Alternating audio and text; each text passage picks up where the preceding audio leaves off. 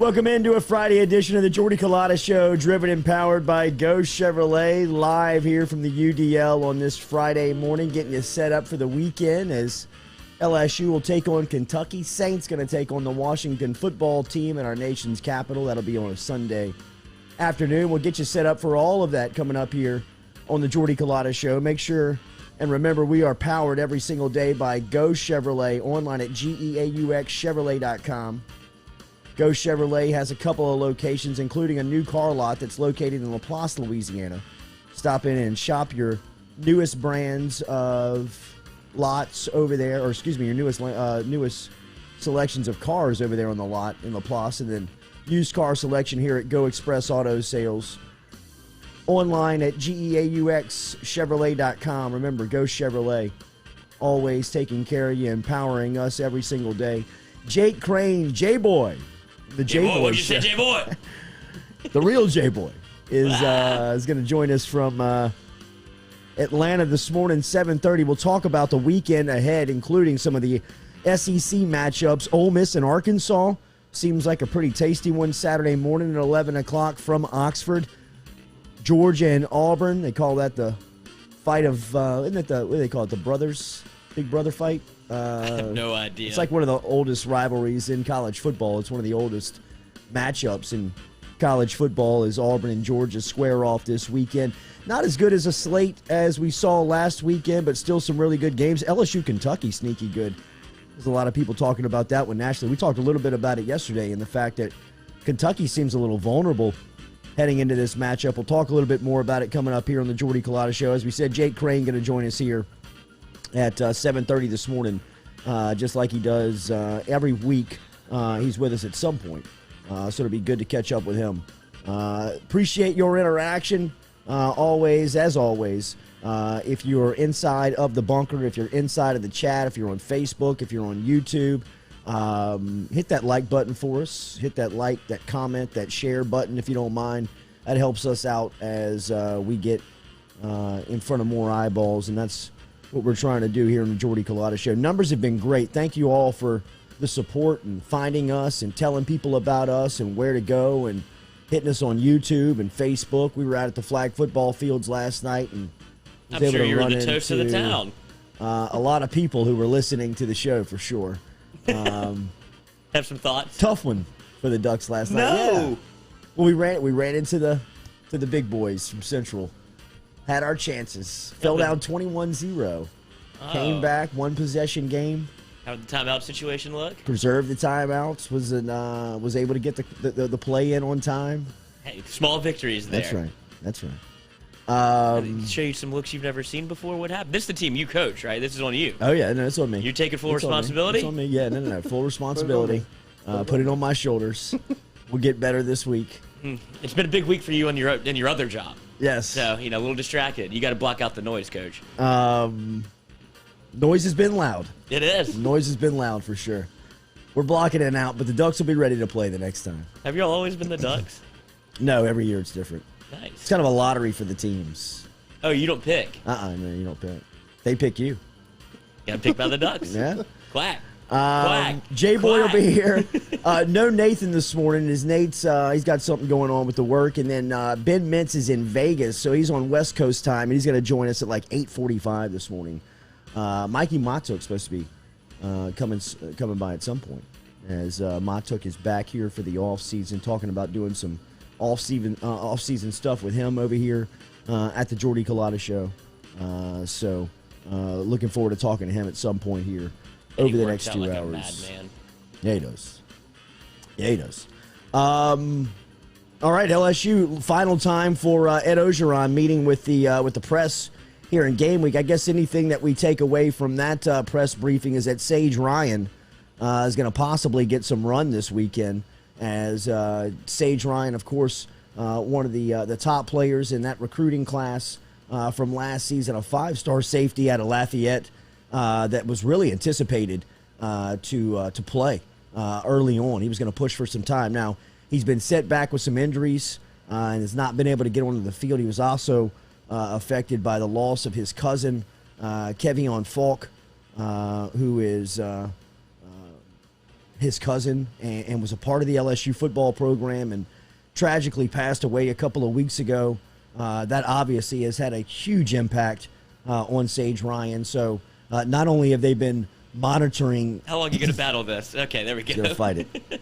Not only have they been battling the physical part with him and trying to get him on the field, but also the mental part of breaking him through and getting him onto the field for his first taste of college football. I hope we get to see him, obviously, in recruiting. He was so pumped up, and he was so talked about throughout the recruiting process. It came down to LSU, Alabama. It looked as if LSU had lost some ground on Ryan really a couple of weeks before signing day, but the relationship with Kevin Falk, Trev Falk,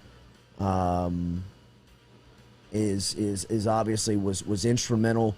His high school head coach in his recruiting, so hopefully we get to see him for the first time this weekend versus Kentucky. And look, I still feel the same way that I felt about this game, really in the lead up. To me, Kentucky seems like they're in the trap.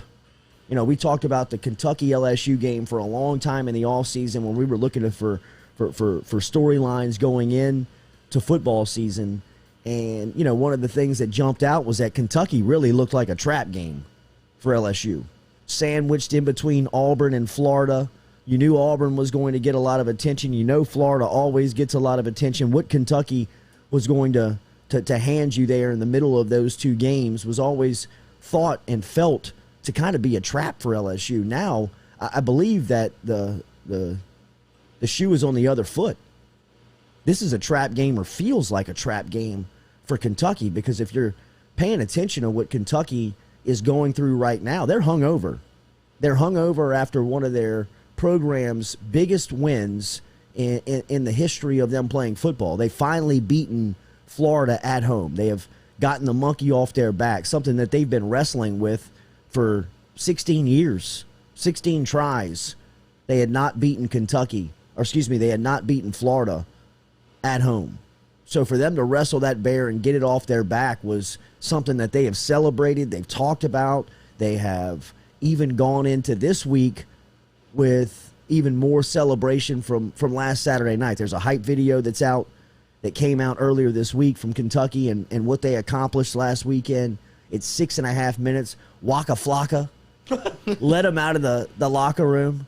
Like they played his new song in the stadium and had the place just he rushed the field with him, jumping. He let him out. He let him out of the locker room. He was on IG Live whenever they blocked the kick, and he was going nuts on camera. And it's I didn't know do they have a relationship with Waka Flocka? I didn't know. Can we get Boozy on the sideline? Can we get that to happen? He was talking about Kentucky like it was like he went to school there. We might have to look this up. Yeah. I did. I think Waka was a hell of a hooper. He was. So, Kentucky would make sense. He's from New York. He's huge. When he was 6'4". Standing next to a couple of those guys walking out of the locker room, I was like, damn. He's put together. One of the funniest videos of him was when he was rapping, and they had the little the lady doing sign language next to him. Oh, yeah. And he thought she was dancing, so he started dancing with her. Just letting the people know. Is there anything, how committed do you have to be to be deaf and go to a rap concert? Right. And they're just like, no, this shit's shit is heavy, dude. And you're like, I guess, man, she's killing it up there. What a commitment to know the lyrics. And then for her to have to do it, Waka was just like, no, she's vibing with me. Good, man. So I really do feel like Kentucky's kind of in a spot right here where they can be took.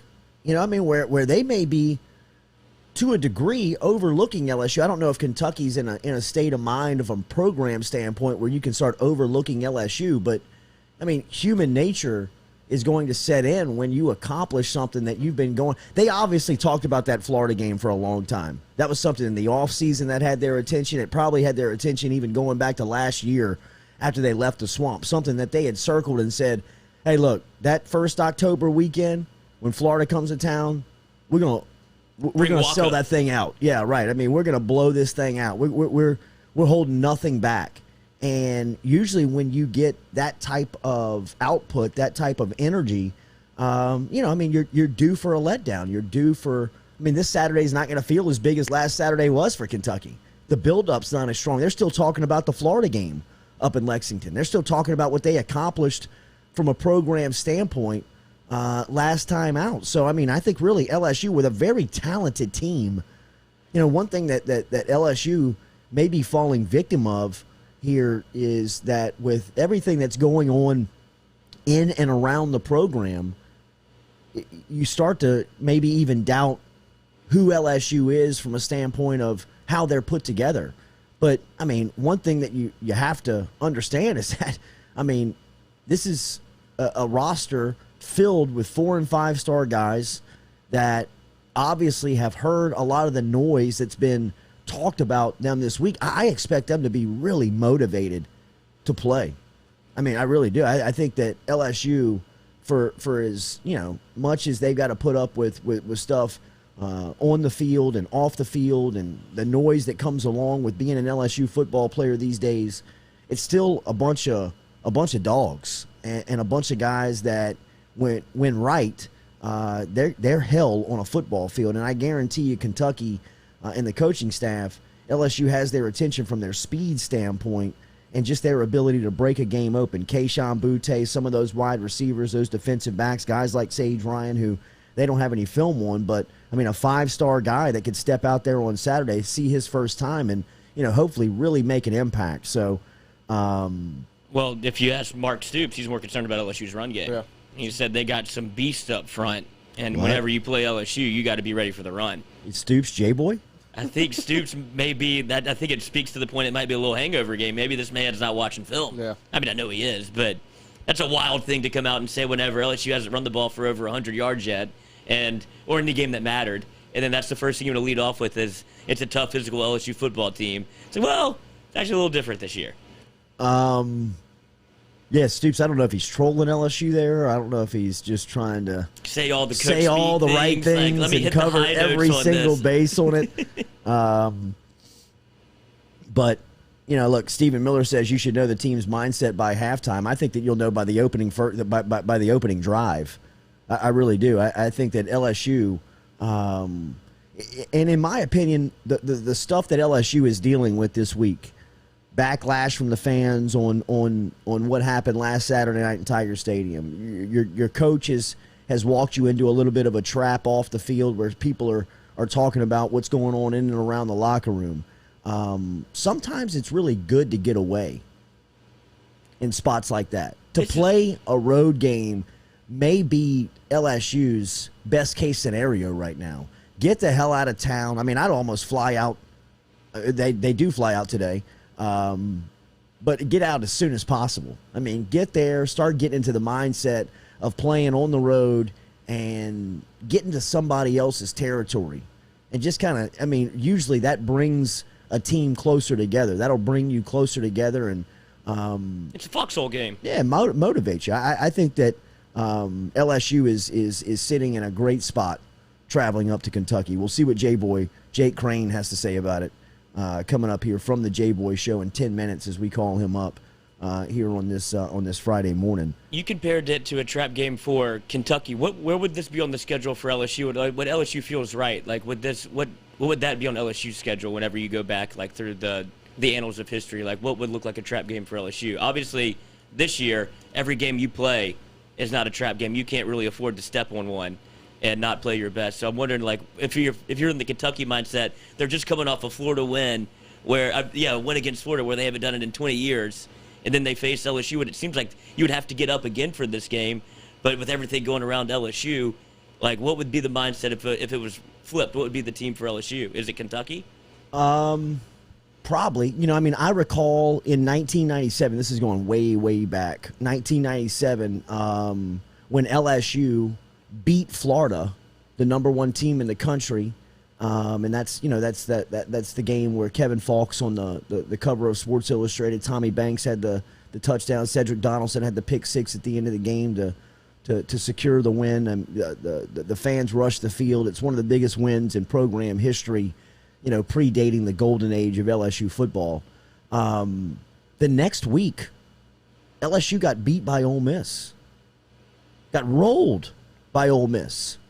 I don't know if a lot of people remember that or if a lot of people recall that, but that was an incredible time for the program and an incredible week for the program that just had the plug pulled out of it the next Saturday when they laid an egg versus Ole Miss. I thought a little bit about that game for Kentucky this week when analyzing kind of who is, who's a comp for where LSU is going into this week. And it feels very much like Kentucky has finally gotten over something that they've been trying to accomplish for a long time. LSU at that time was just really the whipping boy for Florida and the conference. And, Florida was going through such a dominant run then where, I mean, they were perennially number one team in the country. Steve Spurrier was setting offensive records. And LSU had really, kind of beaten the beast, had claimed a title over something that they just could not get away from, couldn't run from. They couldn't beat Florida. They just couldn't do it. And when that happened, there was such a hangover that next week where everybody was still celebrating the win, like Wednesday and Thursday of that week, where you almost were just writing off the game. Like LSU was going to beat. It was at 11 o'clock in the morning, too. It was an 11 a.m. kick versus Ole Miss, and LSU just could not get anything going. And, I mean, you could sense it in the crowd. You could sense it at tailgating. You could sense it during the game. You could sense it after the game. It was just it was almost kind of like after the game, DiNardo was like, "We're good. Did that even happen? I got her pregnant. I mean? We don't have to do this anymore." What just happened? How is it already Saturday? I still again? feel like we should be doing the press conference for the Florida game. I mean, that's how quickly you have to turn the page. And it is. Even by Mark Stoops' comments, you have to feel a little bit of that, where he even looked a little like, shit, we have to get up and play again. You know, it feels like it was such a release to be able to get that monkey off your back, and then to turn around and. But I know LSU doesn't seem like they're coached well, but when you look, if you watch them play, you're like, God, they got players everywhere. So he had to be like, this is no cakewalk, dude, and I don't know if I can get the squad ready again. It just seems like it's coming up on them awful quickly. Well, from a coaching standpoint, I think it's easy to be, from a fan base and from a program standpoint, it's easy to be hungover, but from that win last weekend. But from a coach's standpoint, if you're inside that building watching film, you're saying out loud, fellas, we better turn the page. If they can get a play in, they can run. If they get right, they could beat us bad. You know what I mean? Like they could really come in here and make a statement.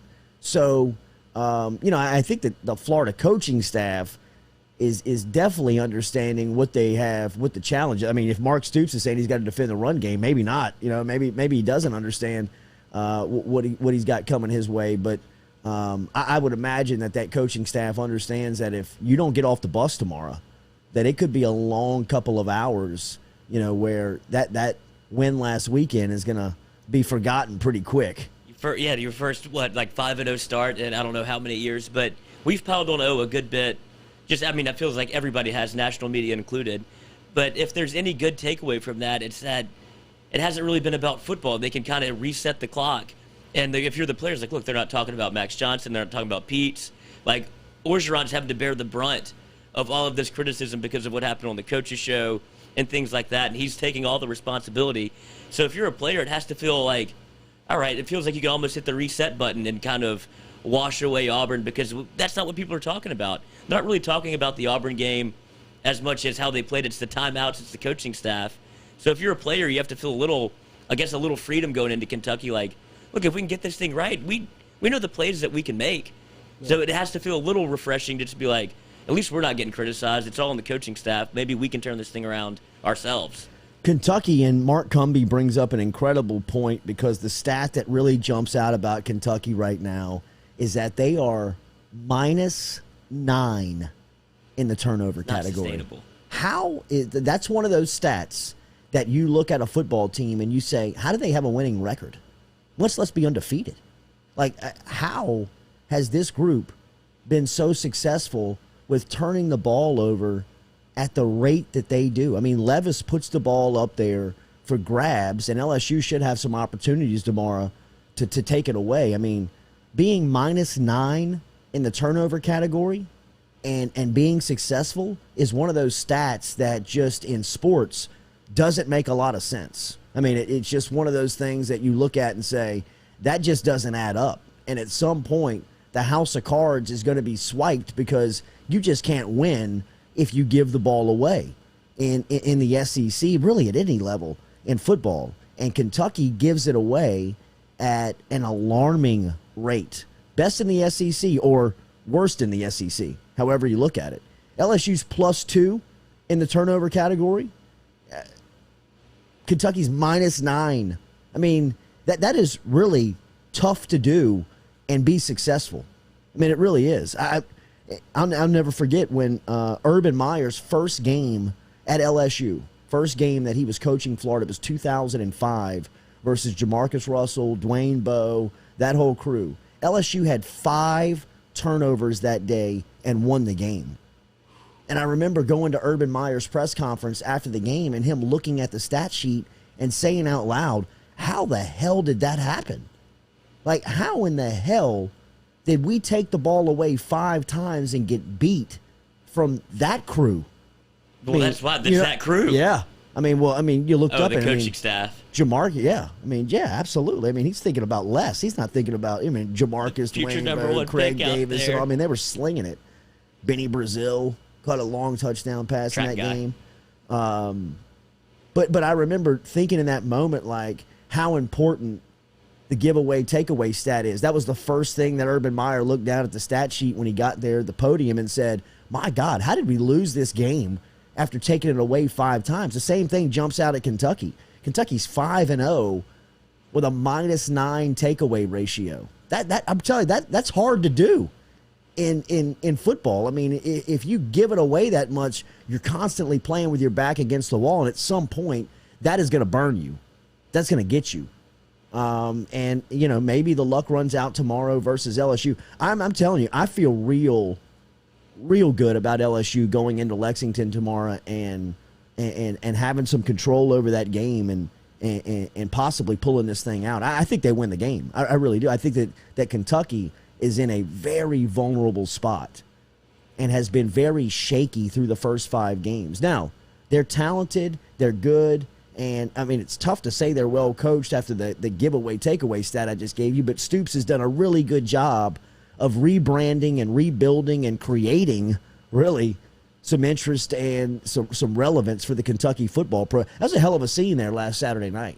You can't recreate that, can you? Doesn't it feel like... I don't think so. Because after it is sold out, but I don't know if you can get that same juice back because it's not the same rivalry. It's like anything with LSU football. Whenever you have the LSU Florida at night, and then you have the 2:30 Auburn kick, and it's like this thing should be juiced up, and it's like we're spent, man. Like the football crowd feels like that was the mountaintop for the home game. You kind of, like you said, you pick one every year to circle, and in 2019 LSU Florida was the game, and then so every game after that kind of felt a little stale. They're going to go through that same thing. You just have to, because even when LSU was rolling like that, it's not the same. You just pick one game that you have your absolute throw your best punch in, and then after that, everything kind of feels second round, third round, fourth round. Let's get out of here. You get a break with Kentucky missing their biggest defensive lineman. Their biggest defensive lineman is going to be out tomorrow. Now they do have a dominant offensive line. Yeah. Their offensive line is mean, nasty, athletic, get out, run. They're Dare Rosenthal. They're exactly who Dare Rosenthal is. Rosenthal's a big, strong, athletic dude, and he fits in perfectly on that line with Kentucky as their starting left tackle. So it'll be a good matchup between B.J. Ojulari, Ali Gay, and that defensive front versus Kentucky's O-line because, I really do think that that's probably the strong suit of their team.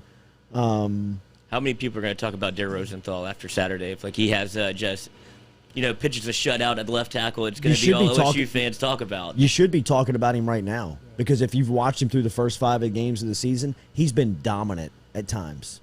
They had a screen route for Kentucky last week where he is 35 yards down the field sprinting alongside a running back and a defensive back in just killing people.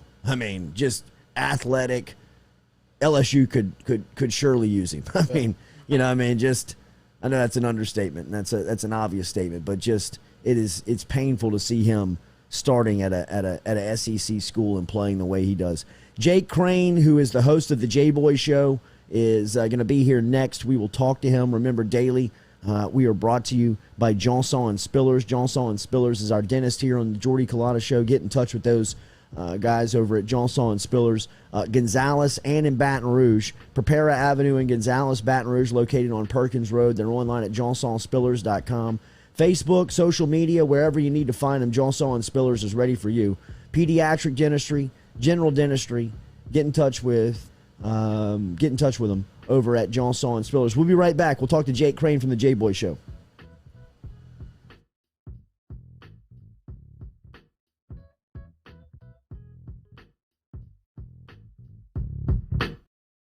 Go Chevrolet is proud to announce Go Express Auto Sales, the new used car lot located in the capital city of Baton Rouge, Louisiana, at 11522 Florida Boulevard. Go Express Auto Sales is online at goexpressautosales.com, or you can search them on Facebook and social media at Go Express Auto Sales, the newest addition to the family of Go Chevrolet. Remember, Go Chevrolet is located down in Laplace, Louisiana, but now welcoming aboard Go Express, the new used car lot located in Baton Rouge, Louisiana at 11522 Florida Boulevard.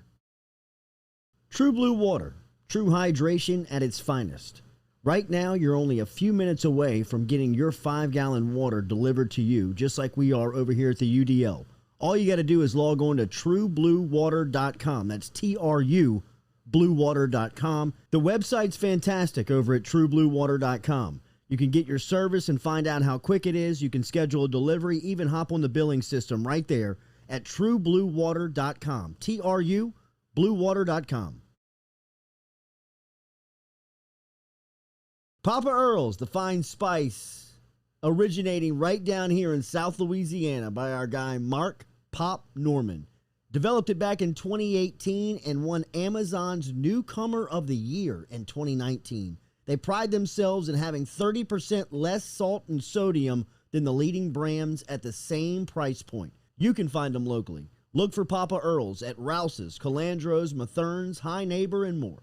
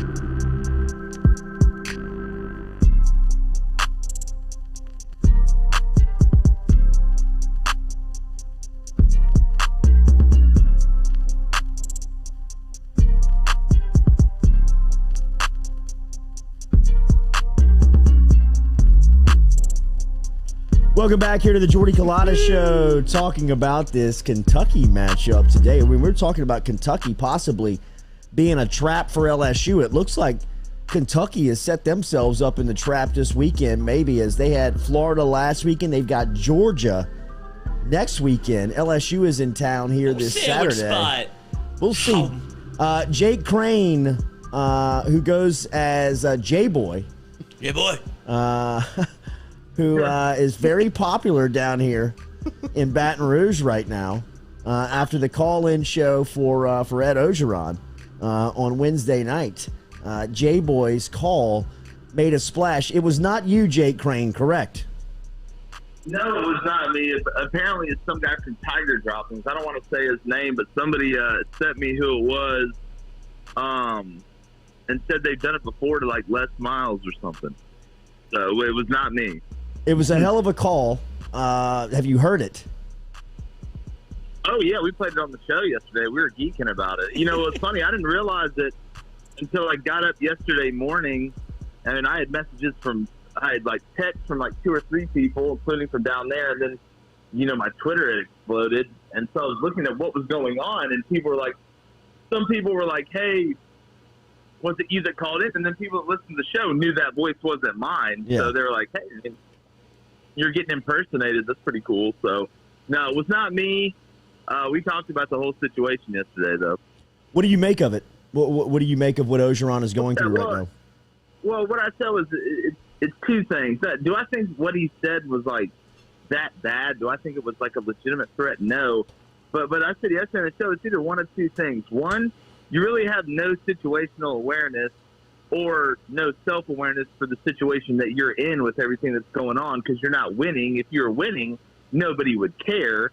So that'd be number one. Or number two, you see the writing on the wall and you just don't care. And like I said yesterday on the show, it's like, I forgot who said it about space. He said either aliens are all around us or we're the only ones out there, and both those scenarios are equally as horrifying. So that's kind of the way I look at that. Either one, you have no self-awareness or situational awareness, or number two, you really just don't care anymore. And both of those are equally horrifying if I was an LSU fan. Is LSU sitting in a good spot heading into Kentucky just from a football standpoint? I know that they got a lot of stuff going on in and around the program, but just where this game lines up in the time they head to Lexington, it feels like a good spot for LSU with Florida last weekend and Kentucky and Georgia next weekend for Kentucky. Mm-hmm. Yeah, I mean, it looks a little bit like a sandwich game. I just can't believe we live in a world where I'm talking about Kentucky having LSU as a sandwich game in college football. To me, that's just absolutely, shows you the parity that there's been. But look, I would think that, but then again, Kentucky's really never had this like this before. So I'm not sure they're going to overlook it. I don't think they've had enough prestige or have really won enough to have the ability to overlook anybody. You do always worry about your team coming off a high, just like you do coming off a low, but it's actually easier to get them up coming off a low than it is a high because you got to bounce back. So LSU, you could say, is in a good spot. Losing Major Burns hurts. Obviously with Stingley out, even though I think some of the young guys have stepped up and played pretty well. But no, I mean, I guess you could say it's a decent spot. And maybe going on the road may be the best thing for them. From a national landscape, from somebody who understands the conference and talks about it and gets a lot of attention for it, do you think Orgeron makes it through the year? I don't. I mean, I look at the rest of the schedule. I mean, you got Kentucky, you got Florida, you got Bama, you got Arkansas, you got Ole Miss. I mean, if it keeps going downhill, I think if they lose to Kentucky, he's out. Could be. No, I think that is a scenario that definitely could and is possible. Tell me a little bit about this Auburn-Georgia rivalry. The Auburn program about as good as anybody out there who speaks out in the public. This is a long-standing rival that has been around the SEC for a long time. I know this year's matchup features a dominant Georgia team and an Auburn team that is still trying to find itself. But the history of this game. Yeah, it's the Deep South's oldest rivalry. I mean, we've been playing it for a long time. It was one of the reasons that, Gus Malzahn was let go at Auburn. When you're hired at Auburn, you're hired to beat Alabama and you're hired to beat Georgia, and Kirby had really had his number. And look, Brian Harsin is his first year. The personnel Auburn has up front is not nearly what Georgia has up front. Crazy things happen in Jordan-Hare, though, man. It's like going to play at Hogwarts. I mean, you never know what's going to happen. But that defense is so dominant. I'm trying to, we talked about it a lot yesterday. We're going to talk about it again today. But trying to find a way for Auburn to score points, I mean, it's going to have to be modified runs in the passing game to the running backs. I don't think you're going to be able to line up, run inside zone. Bo Nix is going to have to be effective as a runner again. So it's going to be tough, but in that rivalry, you never know. And in Jordan-Hare, you never know. It's just, can Auburn – if Auburn's going to win this game, it's going to be 13-10. It's not going to be 31-28. It needs to be ugly. It needs to be low scoring. And Stetson Bennett, a.k.a. the accountant, is going to try and lead the troops there in Jordan-Hare. He's a legacy. The fratty accountant, bro. Majors in finance. Stetson Bennett's a force. It sounds like somebody just took over like a hotel dynasty or something. He feels like the president of Georgia's student body. He's a triple legacy to Kappa Sig somewhere. Arkansas. His dad invented the shield. Arkansas. Dad bought this building. Arkansas Ole Miss feels like the best game of the conference this week. I know we've been talking about Texas A&M and Alabama for a long time, but that seems like it's lost some steam heading into the finish line. What do you expect in Oxford this weekend with Arkansas and Ole Miss? Well, it's funny. On offense, you have two totally conflicting ideologies, and on defense, you have pretty similar ideologies. The key to me for both teams is, who can stop the run. If you're Ole Miss going against Arkansas's offense, you stop the run and make KJ Jefferson have to beat you, which I don't think they have the personnel to do that. Still, everybody talks about how much better Ole Miss's defense was than last year. Still couldn't stop a nosebleed against Alabama. And I don't think they're going to be able to shut down Arkansas's run. then on the flip side, everybody always talks about Lane Kiffin and how his offense is this high-flying, passing attack. And it is to an extent, but their ability to run the ball is huge for that offense. You take away the run, Alabama said, here's what we're going to do. We're going to take away the run, and we're going to bracket Braylon Sanders on third down. And since Mingo's hurt, you have nobody else. So I think it's going to be a battle between Arkansas and Ole Miss who can stop the run. What did you learn last weekend in that Alabama-Ole Miss game? That thing was so hyped up, and Ole Miss felt like they were going in there to make a statement. When that thing was over, what did you figure out? Man, I was like, Lane took a shot in the pregame interview, man. It didn't work out. Yeah. What I took away from it was, to me, and I said this after the Florida game, Alabama's one of the few teams in the country that can play a game where they don't play well on the road in a top 10 environment, top 10 matchup, win, and then be able to physically get better. They had the capability. Their ceiling was really high to continue to get better. I thought they handled business. And you know what Alabama can do, and I always call it the college basketball theory or the March Madness theory. The teams that win in March Madness are the teams that can win in multiple ways. You know, sometimes the three ball's not falling. Sometimes you got to win a rock fight on defense. Sometimes it's a transition game. Alabama can win in multiple ways. They can grind you out. They can do it through the air. They can do it on defense and special teams. Ole Miss can only win one way. That's to outscore you. So at the end of the day, I think Alabama, it just shows you their ceiling and their ability because Coach Saban's got full control over that program and the development of those guys. So I think it just shows you the ceiling. Texas A&M wanted to make this weekend the biggest in College Station of the season. They have been talking about it since the summertime. They've been talking about it since last year, it feels like. They go skidding into this one at 3-2. Oof. Can they be competitive this weekend? Oh, man. I don't know. They're going to have to just sit around at night and yell at each other even more until the game starts for it to work. Did you see that video, dude? It's so weird. Man, I said this on the show. Like, I wonder what the animals think, like, in the woods, like, by where they do that yell practice stuff. They're like, you know, during the fall, just random points at midnight, these people just come and start screaming. And I just wonder if it's just the animals. It just scares the hell out of them because they don't know what's going on. But now, when I was alike. If I'm just a cold. If I'm a squirrel, I don't know what's going on. Like, what's happening? What do you think this weekend's going to be like at that game? Well, you know the atmosphere is going to be great, but here's A&M's problem. You know, and people say, oh, well, the quarterback got hurt. That's their biggest problem is that their inability to run the ball and their inability to block up front. Last year, A&M, Kellen Mond was a good quarterback. He wasn't Joe Montana. They were able to just python people, to just squeeze them to death with that run game and that offensive line. Well, this year they can't do that. And you mix that with your backup quarterback who's not mobile and a receiver group that really hasn't been able to break through. You're really no-dimensional, let alone one-dimensional. You're no-dimensional. And you look at that defense, eventually as a defense, you're like, man, our offense is not good. Like this happens a lot because they know they go against them every day. And I think maybe it's chipping away a little bit at that defense. They'll come out hot. A&M will come out hot, but I don't see how they score consistently enough to keep up with Bama. I just don't see it. How far out and away is Bama and Georgia better than everybody else in not just the SEC but college football from your vantage point at this point of the season? Yeah, well, after watching UConn and Vandy last week, you know, to square off, I feel like we can go ahead now and say that Alabama and Georgia are ahead of everybody else. I was waiting on that game. Clear that hurdle. No, but in all seriousness, you know, I picked Georgia to win it during the summer. I still have them winning it. I just think, you know, they've got the two best rosters in the country. When you up and down, defensive depth-wise, the amount of guys that rotate, not only on defense but the defensive line.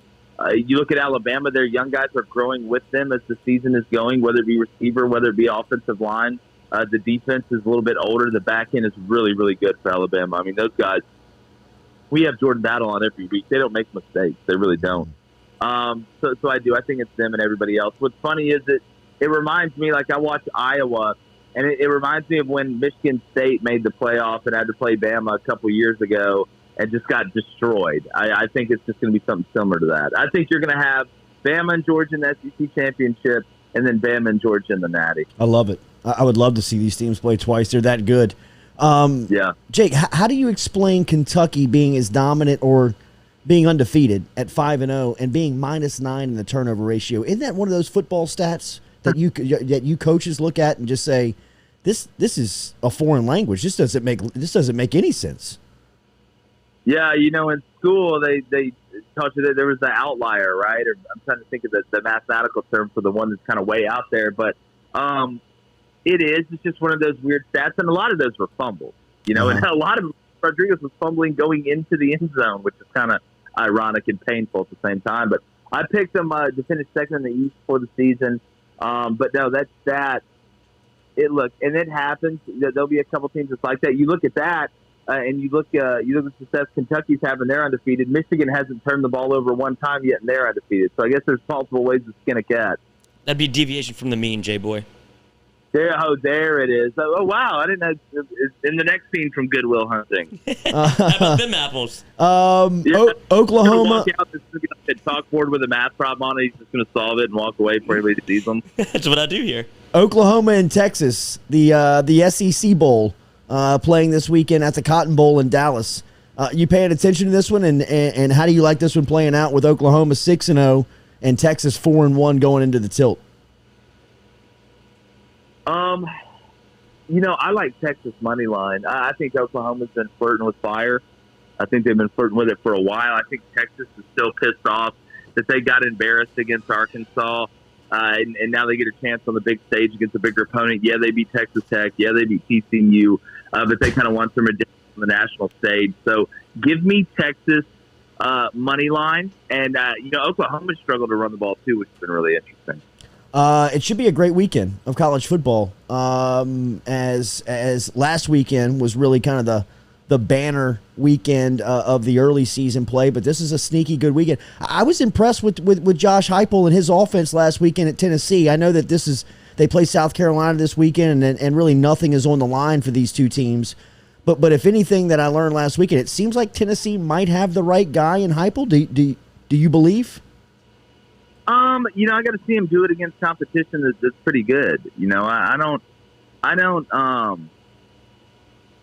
I don't think their personnel defensively and the depth they have matches the way they want to operate on offense against teams that are worth their salt. That's why you see him fade in the second half. But once he gets those guys in there, I don't think it'd be a problem. I just don't know how much sustained success you can have running that style in this league. J-Boy, have a great weekend. We got one piece of audio for you here. All right, J-Boy. Every time we bring you on, we got it cut up now. Lloyd got it cut up in the interview.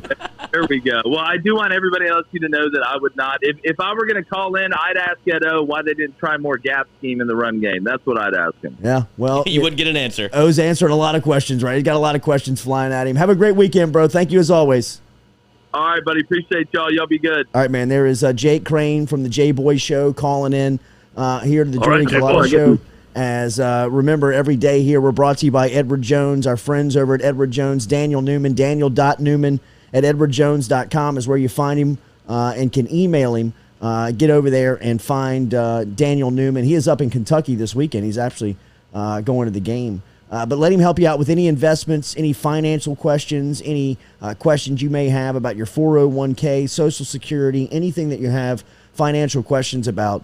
Let Daniel Newman help you out over at Edward Jones. Daniel.Newman at edwardjones.com. Daniel.Newman at edwardjones.com. You can find him over there in Central. He's located right across from Stab's Restaurant in Central. So stop in and see him and let him take care of you. He's been great for us, and he can help you out. Daniel.Newman at edwardjones.com. Just saw Mikie Mahtook walk into the UDL. When we come back, we'll chop it up with the former LSU All-American and get the latest on what's going on as he goes into another offseason here of his Major League Baseball career. And we'll talk about him, about what's going on. He had a chance to meet Jay Johnson over at the LSU program. A lot of good stuff being said about Coach Johnson, both on the trail and from people over at LSU. We'll get one of the former greats and Mikie Mahtook to talk a little bit about it next here on the Jordy Culotta Show. Remember, driven and powered every day by Go Chevrolet.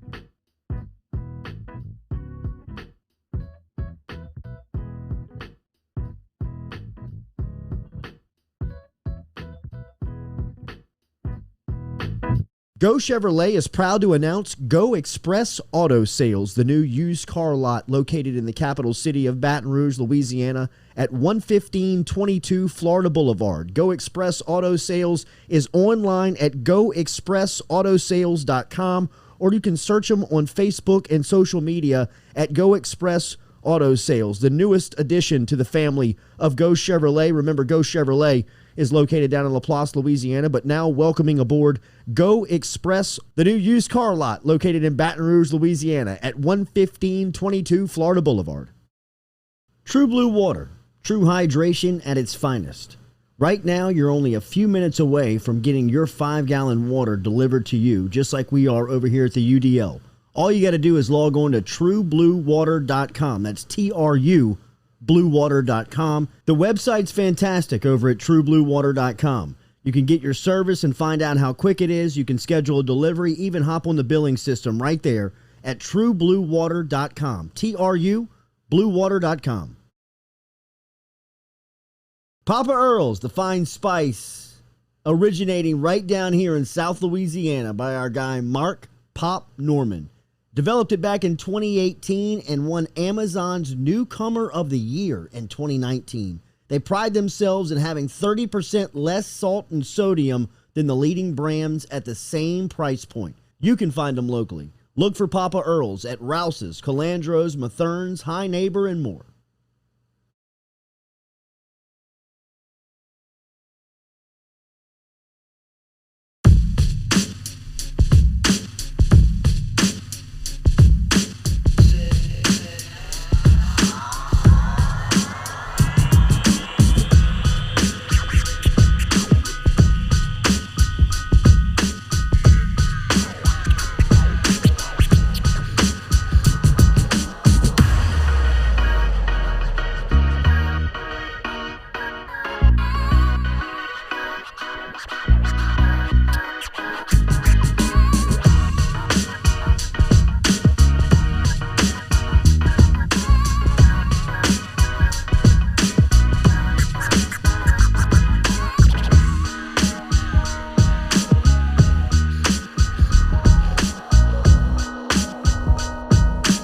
Welcome back in here to the Jordy Culotta Show, driven and powered by Go Chevrolet here on this Friday, getting you set up for the college football weekend.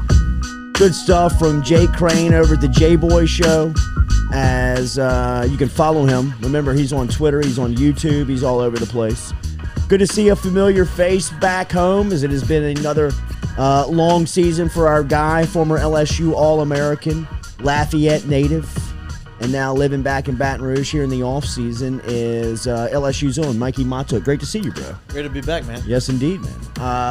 The last time we saw you, we were launching this show, and you were taking off for spring training. How was this last season? How was it?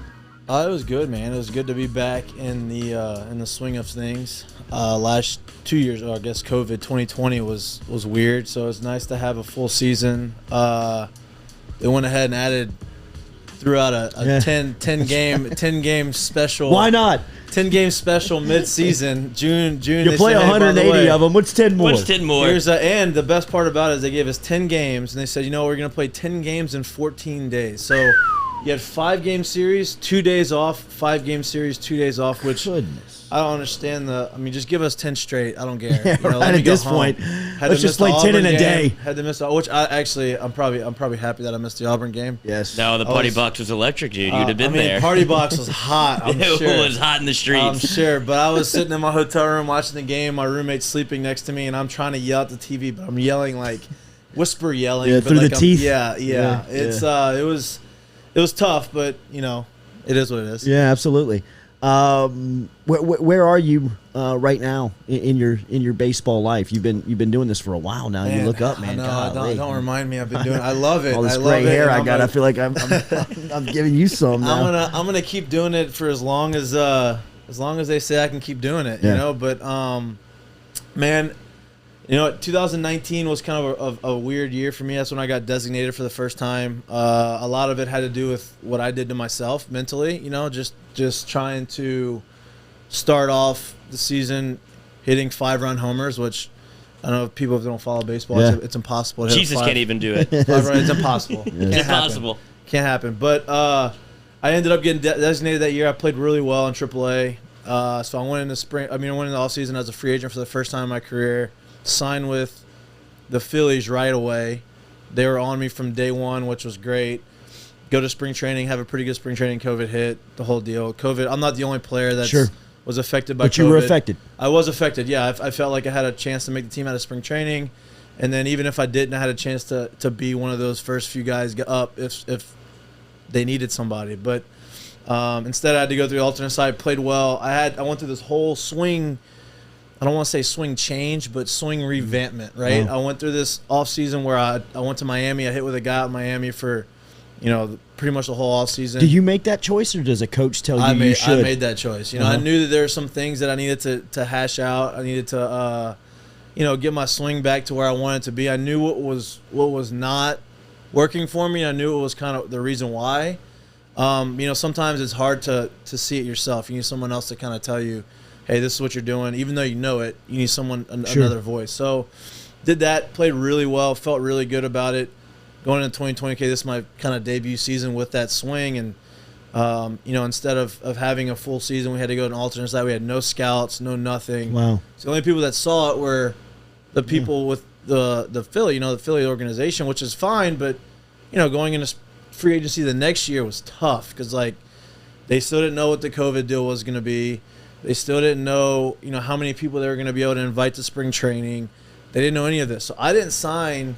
I didn't have an offer. I had getting talked to by a bunch of teams. I didn't have an offer until, I didn't sign until 3 or 4 days into spring training with the White Sox. So they gave me an opportunity. I went. And so I knew going in this year, the likelihood of me getting called up probably wasn't that high.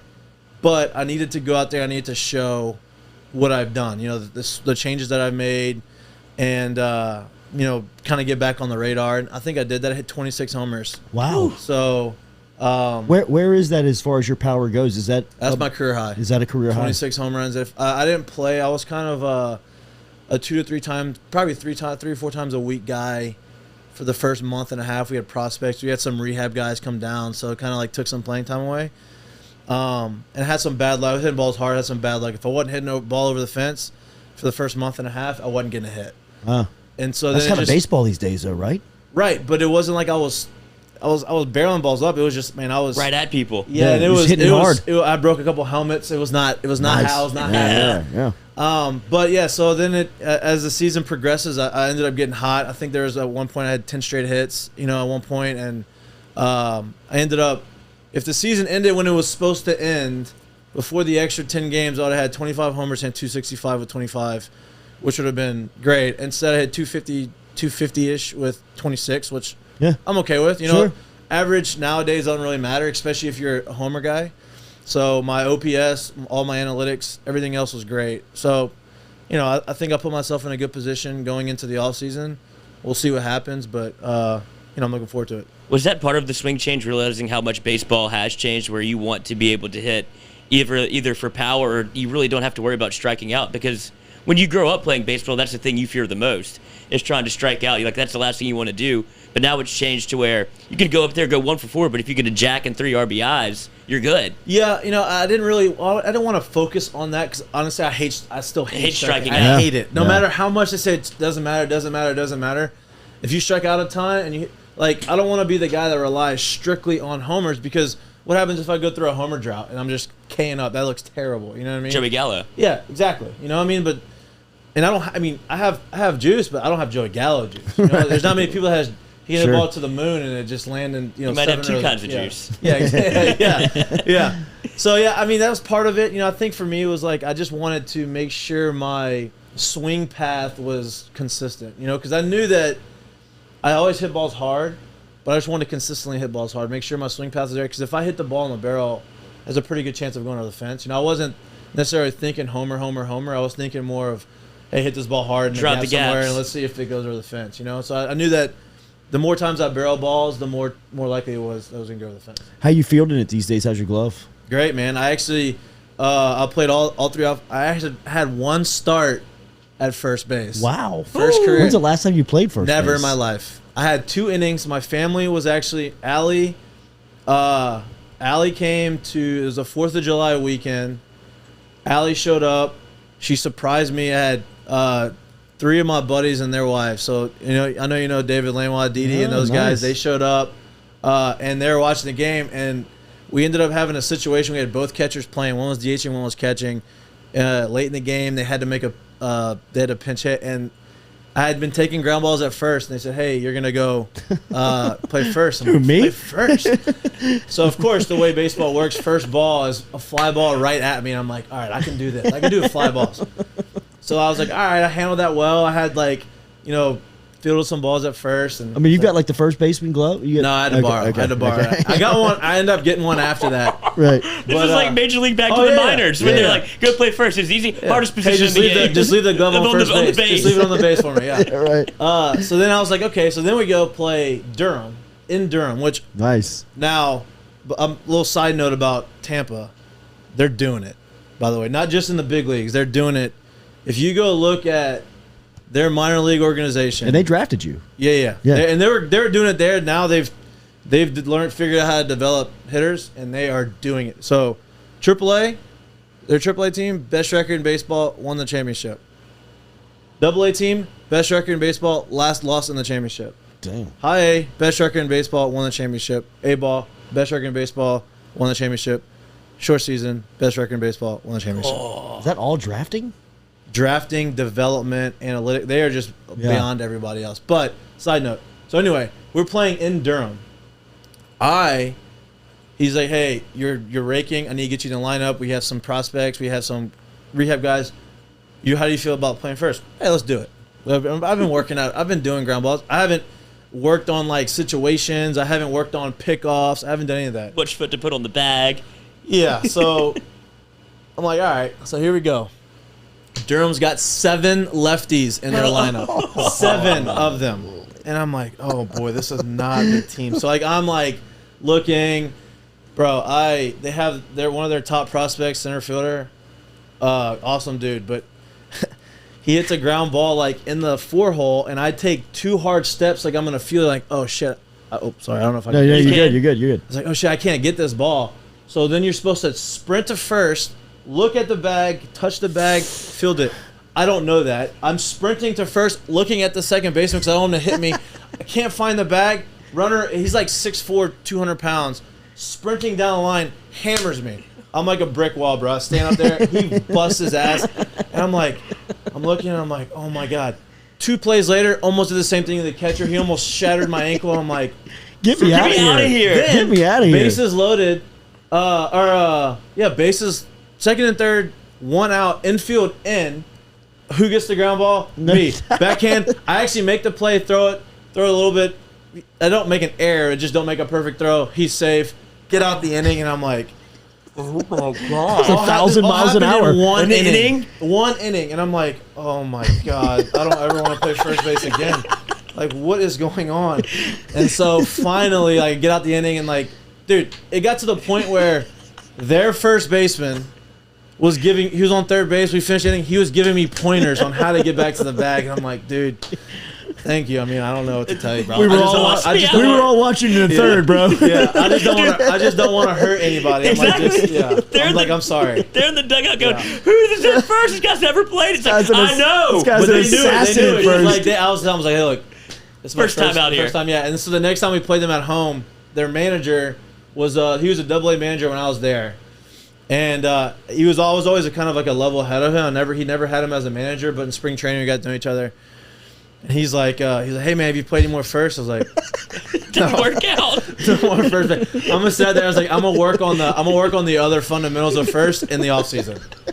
I'll get there. I don't want to hurt any of your top prospects right now, so I'm just going to sit out there. Bodied him up, dude. I'm talking about like Tampa's it was sitting like, all their stars when they play Mahtook's group. Oh shit, Mikey's at first base. No, we're playing everybody else. They've got a goon out there Scrubs just in. taking people out. Right. Yeah, but no. Back to your original question. Defensively, I played great. The last 2 months of the season, I played every day in center field, which was That's your spot. that's your my spot, favorite bro. position. That's your But that is a huge spot for me going into free agency. It's like, hey, because what's gonna get me signed and it's gonna make me a commodity is being able to play really good defense and center, because that means I can play all three. Yeah. And absolutely raking lefties, because that's my way back is gonna be as a platoon guy, getting opportunities, hitting against lefties, playing good defense, and then getting more opportunity and just going from there. That's we're pulling for you. Jesse McCormick says it's great. He's like the Jarvis Landry on the baseball diamond. Just get out the way, dude. The guy that goes Intensity. making plays, man. I mean, A bull in a china shop. still That was remember not that good. jump in center field. He also asked a great question about what you big leaguers think of Shohei Ohtani. Bro. It's a freak show, man. I mean, what- like, people want to talk about Babe Ruth this and Babe Ruth that. Like, yeah, Babe Ruth was great, but he played in like the 1500s. You know what I mean? Like, yeah. They were throwing rocks and like hitting it with a wiffle stick. they were throwing a ball with a stick that they found off the street, which is fine. Like, Sure. look, That was your era. Yeah, like But this is this one. This is now. right. And I've always said like the best players in those eras, like, Mickey Mantle couldn't do what he's doing. Like, no, if Mickey Mantle was in this time period, he'd have the same type of technology. He'd have the same education. He would know how to work out. He was that much better than everybody else at that time. He would still be the same type of player. He would just have to understand how to. He'd be under the bleachers less. Yeah. He would have the same resources that we have. You know what I mean? Like, he would know it. But I mean, like, bro, he's throwing 100 miles an hour. He had a sub-3 ERA for 95% of the. He ended up with a 3.1, I think. Hit 46 home runs. Like, that's unbelievable. Like, he was not only one of the best hitters in the game, one of the best pitchers in the game. It's the same person. Yeah. Then he would pitch and hit. He was playing Little League Baseball and Major League Baseball. It really was. It was unreal. I mean, like, he started the All-Star game as the starting pitcher, and then he batted And then he hit. cleanup. It was in the home run third. derby. I mean, Yeah. it was like, who is this guy? I mean, it is. Bro, he is an absolute freak show, and he is like, I have never met him, but he is apparently like the nicest guy in the world. Like, super genuine, and it's like, I mean, and that's kind of like the culture that you come from Japan. Like, you respect the game, right? I mean, you saw who won the major, golf major. Hideki Matsuyama. Yeah, and his caddy bowed to the Yes. course. Like, that's like their culture, right? They want to respect the game of baseball or the golf, or they respect their opponent. Like, that's just what they do, and it's like, it's pretty cool to watch him do it. And then not only does he throw 100, not only does he hit balls to the moon, this man led the league in triples. Wow. He's 6'5", 230 pounds. He led the league in triples, had almost 30 bags. Like, He dude. is revolutionary. I'm telling you, there's a 60 Minutes conversation with him that I first learned that just how respective and how just how much he in high regard he holds the game. He's hard not to like. Yeah, I mean, like, no, it's 100%. hard not to pull for him. And then he goes out there and, like you said, I mean, he's just dude's a fucking he's a freak. He's a freak. And He's let's, a monster. Is a how freak, they man. don't win Yeah. blows. They have Does that- 4 of the best players in all of baseball on their team. 3 of the best hitters in baseball on their team. You have Mike Trout. Now, granted, Mike Trout was hurt all year. Anthony Rendon hurt all year. I get it, but still, like, you have these horses in your lineup. Just figure out pitching. Go get some starting pitching. Is that Madden who's leading them? Is that is And you got a manager who's been there and done it. That's crazy, man. It is crazy to think. I forgot about Rendon. I mean, Yeah, he's been because- hurt. He's been Yeah. hurt, and that guy's a freak. He hates baseball. He's just so good at it. He treats it like a job. Really? Doesn't even like baseball. Really. Yeah. the worst. Just, you know what? I'm good I at just this. do this 'cause I'm good at it. I'm going to treat this as a job. Do you still love it? I love it, man. I mean, I is do. it's Honestly, and this is going to sound crazy, and I'm not in the biggest. I think I love it more now than I did when I was 26. I don't know. I think I've you Perspective. have appreciation yeah, of it? and I think the pandemic helped me realize, like, damn, this is what life is going to be like. This is what life is like if I don't get to play anymore. Like, I'm not ready for that, you know? And, like, obviously, if the writing's on the wall. Like Sure. I'm not gonna grind it out and like Yeah. have to go play in these like I'm not. That's just not my. I don't want to play. I want if as long as I have an opportunity to get back to the big leagues or play in the big leagues, I'm gonna play baseball. If they give me an opportunity to do it, I'm gonna do it. But yeah, I think it puts stuff in perspective for me. I still do love it. I love that I'm like the older guy. Like I was the older guy in the clubhouse this year, and like guys were coming to me and asking me like, I like that, Yeah. Do you play with LSU guys? Have you played with any younger LSU guys? I saw Kramer just got called up. At Kramer, St. yeah, Louis. he's on the taxi squad. Yeah. I played. Actually, he was our last. So we played in Memphis in the season. So I played against him at the end of the year. Actually, like on the same team. I mean, no, we haven't. I haven't had like many LSU guys on my team recently. I've played against them. But yeah, like none. I think the last LSU guy I played with was Jacoby. That's a pretty strong brotherhood, right, up there Yeah. in the league. Because I mean, y'all are very well represented now. Yeah, and every time you play with or against guys like it's breakfast, it's lunch, it's you're hanging, it's we played the Marlins AAA team for a while. You had Chris Chinea was on that team for a while, and I didn't play with Chinea at LSU, but like he'd text me and like, hey dude, let's go grab lunch. We're in Charlotte, so like picked him up, we went to lunch, and like we weren't teammates, but Yeah, you're still. It's a fraternity. It's a Still live. fraternity for sure. Does DJ LeMahieu's success surprise even you guys? No, not at all. I mean, DJ's the same guy he was. He's doing the exact same thing he thing. was doing when he was here.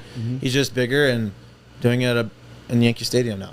Yeah. It's like, I know he had like he had a down year for him, but like, dude's he's a professional hitter, man. He just knows what he's doing, and that's nothing like it's just his persona, like his mentality. He's always quiet. He won't talk really much. Hates talking to the media. Yeah. He'll hide out in the training room. Despises it. Can't I stand hear. it. He just doesn't like talking. Like that's just not like doesn't hate the media. Yeah, it's just He not his deal. That's just not his thing. And so he's like, he'll do his thing, and then all of a sudden he'll drop a one-liner that's hilarious. And like, where did that come from, dude? Like, but he's but he's Okay. awesome. Yeah. Okay. Do you watch this time of baseball right now? Or you Best time. It's the best time. Best time. It's the best time in during the season. sports. I don't watch it Me during either. the season, but Me I either. watch it now. Me either. Yeah, it's best time. I mean, think about it. There's 4 games today, Right. starting at 1 o'clock Right. until Like that, 8 o'clock. That means something. Yeah, and it's like it's balls to the wall, dude. It's like razor edge, bro. Yep. And it's like, and I was thinking about this yesterday watching. I was like, look, analytics are great, and they do a lot of good for the game. But dude, when you get to the postseason, analytics get thrown out. You use them, you use the information, but like, you could look at all the numbers and you say, oh, analytics tell me that this is the guy that I want I should have in the lineup. But the postseason tells me I would rather have this guy. I don't care what analytics say. I want this guy in there because Big Poppy's going to hit a trust dinger. it. It's going to happen. You know what I mean? Like, you just know something like that is going to happen, and it's just, I think that's what makes it so cool. Dodgers and Giants square off today. Both of those teams have won over 105 games. Same division. Same division. And one's a wild card, and that It's stinks. It's for that- unbelievable. Astros and White Sox playing in the National. I mean, there are great storylines. Who do you like? Is there a team that you see that they're the best going into this? Man, look, I don't hate the Dodgers. I don't despise them. I don't have any vendetta against the Dodgers. Like, they're stacked. They have 2 of the best shortstops in the game playing on the same team. They're both going to make boatloads of money in the offseason. Like, they're stacked. They've been there. But, I mean, I just can't. I have more of a personal connection to the Giants. Obviously, Kevin Gausman's pitching on Saturday. And was balling. He just got himself paid this year. $100+ million, huh? You would think. Yeah. Depending on the years, but I mean, paid, right? Evan Longoria was with me when I came up. Awesome guy. Still doing it. Still doing it. Kirk Casale is one of my best friends. We came up through Tampa together. He's the backup catcher in San Francisco. And I'm an older guy. It's this veteran team. Like, it's finally showing people like, hey, you can still win with veterans on the team, right? Plus 28-year-olds. Like, you can still do it. And like, hey, it used to be, hey, you're in your baseball athletic prime between the ages of 28 and 33. Well, they don't care about that anymore. It's like, okay, hey, look, this is what they're doing. And the Dodgers, I mean, the Giants don't have like a ton of like showy, like, oh, we got to watch, but they just do it, man. Yeah. And they got all these pitchers that they got for cheap. Gosman, obviously Gosman on a bigger deal, but like he was on a 1-year deal. You got Alex Wood, who came in, like they weren't sure. He had a couple of down years in a row. Anthony Discofani, who I played against when he was at Florida, same kind of thing. Logan Webb, all these guys all have sub-4 ERAs. The worst ERA on that rotation is Johnny Cueto, and that's the one that you know the most. Sure. And it's pretty cool to see. It is really cool. is. Yeah, it's cool. I love that. I love this time of year in baseball, man. I absolutely love it. Remember, Daily, we're brought to you by Cajun Ready Mix Concrete, online at CajunRMC.com. Get in touch with the crew over there at Cajun Ready Mix as they can help you out today with any of your concrete needs, whether it is residential, whether it is municipal, government, whatever you need. Cajun Ready Mix can get you taken care of. Commercial, industrial, municipal, residential. They have 9 certified plants to service the greater Baton Rouge area and major outlying cities, which means that Cajun Ready Mix Concrete guarantees that all your deliveries will be completed on time and to their exact specifications. High quality products, red carpet service, clear safety standards is what you get over at Cajun Ready Mix. Look them up online at CajunRMC.com. Jay Johnson's got this town buzzing kind of like beneath the surface because nobody's seen him work yet. Only people have heard about what he's got going on at the box every day. We've got a great relationship with Will Wade on this show, and he is thoroughly impressed with Johnson and the way that he recruits, just his overall attention to detail. You met him yesterday for the first time. I know that it has been a big emphasis for him to meet some of the older guard, the older players of LSU baseball. What was your impressions of him? I think he's a stud, man. I really do. I mean, I've heard nothing but good things coming in. You know, I played with some guys that played for him at Arizona, and so whenever he got hired, I texted these guys and they're like, "Man, you're gonna love him. Great guy, offensive guy." Yeah. Which obviously in the SEC, it's about banging and throwing cheese, right? And so but I think he understands what he's got and what he's, I won't say lacking, but what their strengths are and what their weaknesses are. And I think he understands, hey, I got to make my weaknesses as good as I can make them and then let our strengths take over, right? I mean, they're going to have 4 of the best hitters in the country, 1, 2, 3, 4. I mean, you have 2 freshman All-Americans, 3 freshman All-Americans, and you have Doty, who's supposed to be a first, second rounder next year, right? And you have a guy who's known for offense like that. They're only going to get better. All the other guys are going to get better. Thompson's going to get better. These guys are going to improve. They're their second year. He's taken over a team and a program that's in a really, really, really good place. Yeah. Everybody was down because LSU hasn't, made those big long runs into Omaha, but they're not that far away, right? They have super talent. You just needed someone else to get there. And what I kind of noticed from him is he's super hungry, loves recruiting. Yeah. And anytime the Hefe is out there going see a guy, that means something. You know what I mean? And look, I have a spot in my heart always for Coach Maneri. Sure. I love Coach Maneri. He gave me an opportunity. He believed in me. I love him to the day I die, right? And when the feeling that I'm getting from Jay is the same feeling I got when Maneri was first got here. Hungry. I'm gonna go out there. I'm gonna put my stamp on this program. I know what it takes to win. I'm gonna do this, and that's kind of the feeling that I got from him, and it's pretty cool to see. And obviously, it's the fall, and we haven't really seen much, but just hearing the stuff from outside of the program and then talking to him, I'm pretty pumped for it. You mentioned the hitters. You were a masher. Cruz, Barry, Morgan. You mentioned Doty. How good are these cats? I mean, they talk about Barry Yeah, so I haven't seen him play, obviously. Yeah. I've seen his numbers. I've seen, I think he played first in DH for Arizona, but he's a third baseman, right? And so, everything I've heard about him is he's a baller. But, I physically watched Dylan Cruz mash SEC pitching. And, look, SEC pitching when I was here was great. SEC pitching now I think is better than when we were here. Wow. I think that they have Major League light. Yeah, they have more arms. They're deeper in their bullpen. When I was here, your top 2 guys in rotation were really good, right?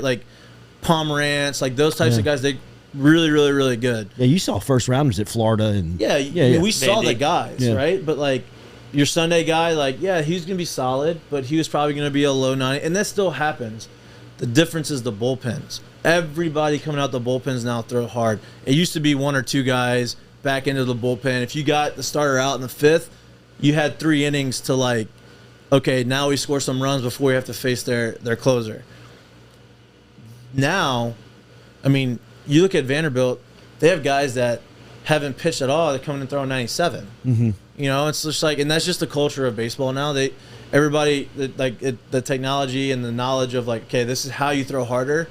That's more prevalent. Everybody knows it, and it's seen it work. So I think that's just part of the game. But I mean, he went out there and he hit 20 homers last year. I don't know what exactly his numbers were, but, like, this guy hit 360 with 20. Like, right. You know, Anthony Rendon, when I was a freshman, hit 380 with 20 home runs. Dylan Cruz almost did that exact same thing. Yeah. When you talk about how hard people are throwing now, it kind of goes back to the Rays whenever they started bringing in relievers as starters, and it goes to show how far baseball has changed and how important that is, because they'll bring a guy in for 2 innings that can pump 97 out that would be a bullpen guy back in the day or a closer, but now they're using them as openers, and it seems like that's gotten to college baseball a little bit, just how important it is to be able to throw hard. No doubt, and it's like. Look, and there's pros and cons to it, right? Like you know, velocity is good. Velocity is good. Velocity. The more times you see velocity, like the hitters are gonna start like timing it up. Yeah, like 90, 95, 96 now is nothing, right? Compared to what it used to be. I don't say nothing. Sure. Like it still matters, but just doesn't carry weight like it did. Yeah, like you see it all the time. Now, if you can't throw strikes with your velocity, and the only thing you're throwing is like middle of the plate and it's flat, yeah, like you're gonna get hit. Now the new stat is vertical break. So everybody wants to talk about, oh, this guy's got carry. It used to be called, oh, this guy throws an invisible. Like, oh man, this guy throws 91, but like we can't hit it, we keep swinging and miss it. That's because he has a lot of carry, right? Which means it's like naturally you're throwing a baseball and just gravity is gonna pull it down, right? So you're throwing 96, 97, and the ball is just gradually, so your eyes see it. At a certain point, your eyes aren't going to register the ball. Like, you're going to make your decision, and you're no longer seeing it hit the, like they say, oh, watch it hit the bat. Like, you physically can't do that. It's impossible. So the ball comes down, you see it. Well, IVB, which is the vertical break stat, if you have a high IVB, the ball doesn't do this. It stays on this plane, so it almost looks like it's rising on you. And so now you have guys throwing at the top of the zone with this high IVB that, man, this ball, like you're like swinging and missing. And like some guys are throwing 93 with it, but 93 looks like 98. And then some guys will throw 98 with no carry, and 98 looks like 92. It's just, it's crazy. It's crazy the new stats. Is baseball over-analyzed? Is it over-analytical? A little bit. Yeah, I mean, baseball's always been a statistical sport. Sure, yeah. But now it's so granular now. Yeah, it's just, I mean, we're not machines. You know, like you've got to use. I think analytics are great. I think there's got to be a happy medium, because at the end of the day, like what the numbers say over the course of a season are one thing, right? But what's happening in this 2-3 week? What happens if a guy made a swing change mid-season, or what happens if something clicked for him, and he's not the same player he was in May? Like, you've got to look at that. You know, like what if, you know, the guy just got off to a slow start and now he's playing well. Like, there's things that, you know, if the guy's hot, you put him in the lineup. It doesn't matter what the analytics say, because he's hot. He's feeling good. Like, it doesn't matter. Sure. Well, you saw it. Oh, go ahead. No, I just think that there should be a happy medium. Well, you saw it happen in the Red Sox game when they pulled Evaldi. He only had 71 pitches, and he was dealing. He gives up a solo shot, then a dribbler that should, you know, that's just a baseball base hit. Like it happened. It's a single on the stat sheet. Then they have the quick hook for him. It's like, that guy was untouchable. And if you're the Yankees, you're like, this is exactly what we've been waiting to happen. Like, we wanted to see somebody else. And the quick hook is just, it terrifies me. Well, that too. Like the quick hook, yes, but also goes have a feel for the moment. That, but part of the reason why they do that now is because everybody in the bullpen throws 100. Yeah. So it's like, hey, you did your job. Here's 100. It's like here's 100. It's like recruiting. Here's 100. I want that guy. I want that guy. Yeah. I want that guy. Let him play. Let him play. I mean, you're just like, it's almost too much. I mean, you look at the White Sox bullpen, right? Like, they have good starters. And while Lance Lynn kind of got hit around yesterday, but let's just say they're going to go Carlos Rodon. Let's say Carlos Rodon is throwing 100 miles an hour from the left side. He gets through 5 innings. Okay, so the 6th inning, you have this is your options, right? You have Aaron Bummer, who's a lefty who throws his ball sinks this much. He throws 98. Oh God. You have Garrett Crochet. So scary. Garrett Crochet throws almost 100 from the left side from Tennessee. Then you have Ryan Tepera, who throws 97. Right? Pick your poison. Then you have Craig Kimbrell, who they just got in a trade, who's one of the greatest closers, probably outside of Mariana, probably the greatest in the closer. discussion. Yeah, of all time. As your 8th inning guy. Then he does 100 with a banger of a curveball, and then your closer is Liam Hendricks, who's an absolute psychopath from Australia, who throws 100 miles an hour. He does not care what's going on. He doesn't. Dude, this guy he doesn't eat well. He doesn't give a shit about anything. First pitch in spring. This is not a joke. I'm not exaggerating. I'm not fibbing. His first pitch in spring training, he had just gotten in. Since he's from Australia, his visa, so he couldn't pitch in the big league games yet. So he's pitching in the backfield. Backfield, no fans, no nothing. First pitch, spiked fastball. Yells the F word. Yells it and just screams it. And I'm like, oh my God, this is the first pitch of this outing of game. ever. Nobody knows he him. Hasn't thrown one time. They gave him $50 million to close, and he's their closer. He's the league closer. That's I'm like, dude. And We wear hat and sleeves at this level, Vaughn. Yeah, that's exactly what it is. It's but yeah, for those 4 guys, so that's why some of these teams now, some teams don't have that type of bullpen, but hey man, you get me to the 6th inning, I can get us. We could ride this thing home. And the Yankees were the first team that started doing that. That's when they had Betances, you had Chapman, you had Britton, you had all these guys, and that was the first. And then, actually, I guess Tampa was the first, and then the Yankees had all those closers they paid all the money for. But that's kind of where baseball's going. How do you get into the box with a guy like that? I mean, who's that? With that psychopath from Australia. I mean, can pitchers mentally beat you before you step in with something like that? When you're I don't even want to. I'm so too much. close. He might hit me on the head on purpose. So not so much the animation and the screaming, but bro, pitchers who Scherzer aren't very sure about where their ball's going. Oof. But not super wild and don't but really just give a wild shit enough, and that is the worst. Yeah, you're man, I don't want to dig in because this guy may go up and in on my face, and then he's gonna paint down away, and it's I don't want any part of this, And it's just just throw me 4 balls. Yeah, just give me. Just throw me 4 balls, Either strike bro. me out on 3 pitches or walk me on 4 pitches. I don't want to battle with you. I don't want to. The more pitches I'm sitting in this box, the better opportunity you have to break my face. Yes, exactly. I was working out over at Traction the other day, and Lang walked in. Alex Lang was in there, and he looked fantastic, and he had a really successful year up in the bigs.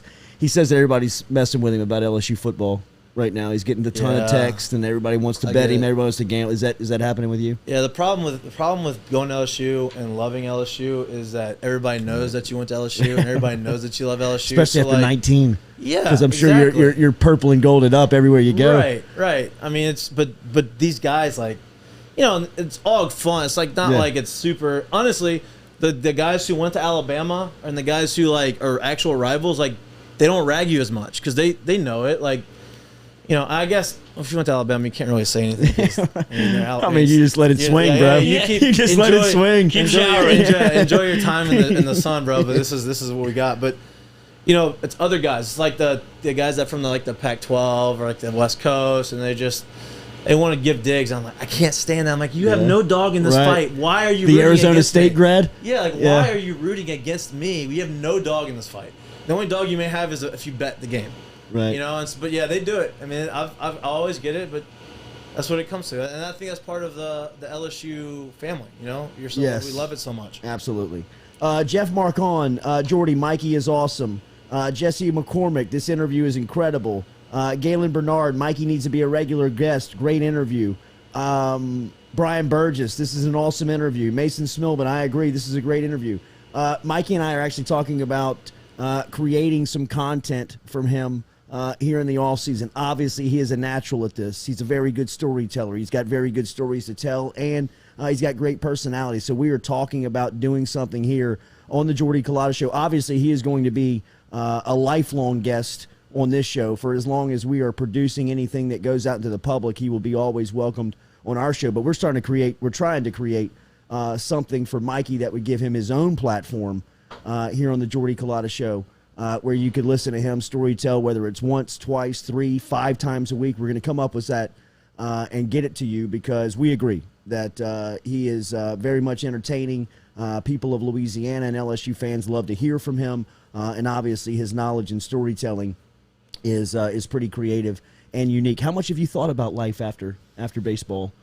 A lot. I mean, obviously, you go through the pandemic and you're like, shit, what the heck am I going to do? It's going to happen pretty quick. Yeah, it's like, there's opportunities that, like, I know that I could come back here and I could, I've built enough connections and, like, my family, fortunate has built enough reputation back home in Lafayette and have, I can, do stuff like, I want to do stuff that I want to do. You know what I mean? Like, I've done enough in baseball. I've fortunate I've gotten the opportunity to make some money in baseball to where I feel like I could do some other things that could possibly grow and do stuff that I actually really love. And this is honestly part of it.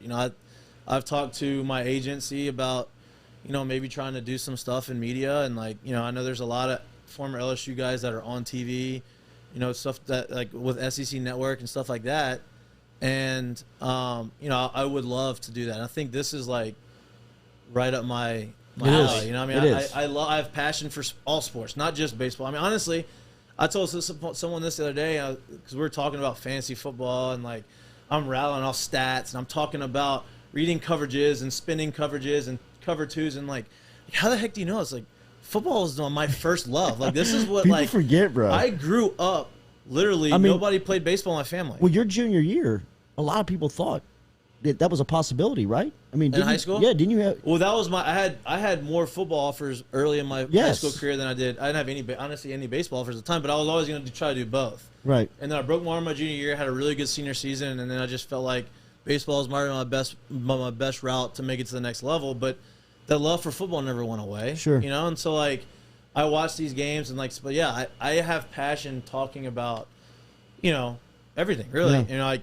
I love golf. I'm getting into golf. I'm not great at it. Working on it. Yeah. practicing. It's gonna be easy. Hacking away on the driver range. Your boy yesterday. Didi Lanois. Yeah, he's played with him the other day, and it's kind of demoralizing. Where'd y'all play?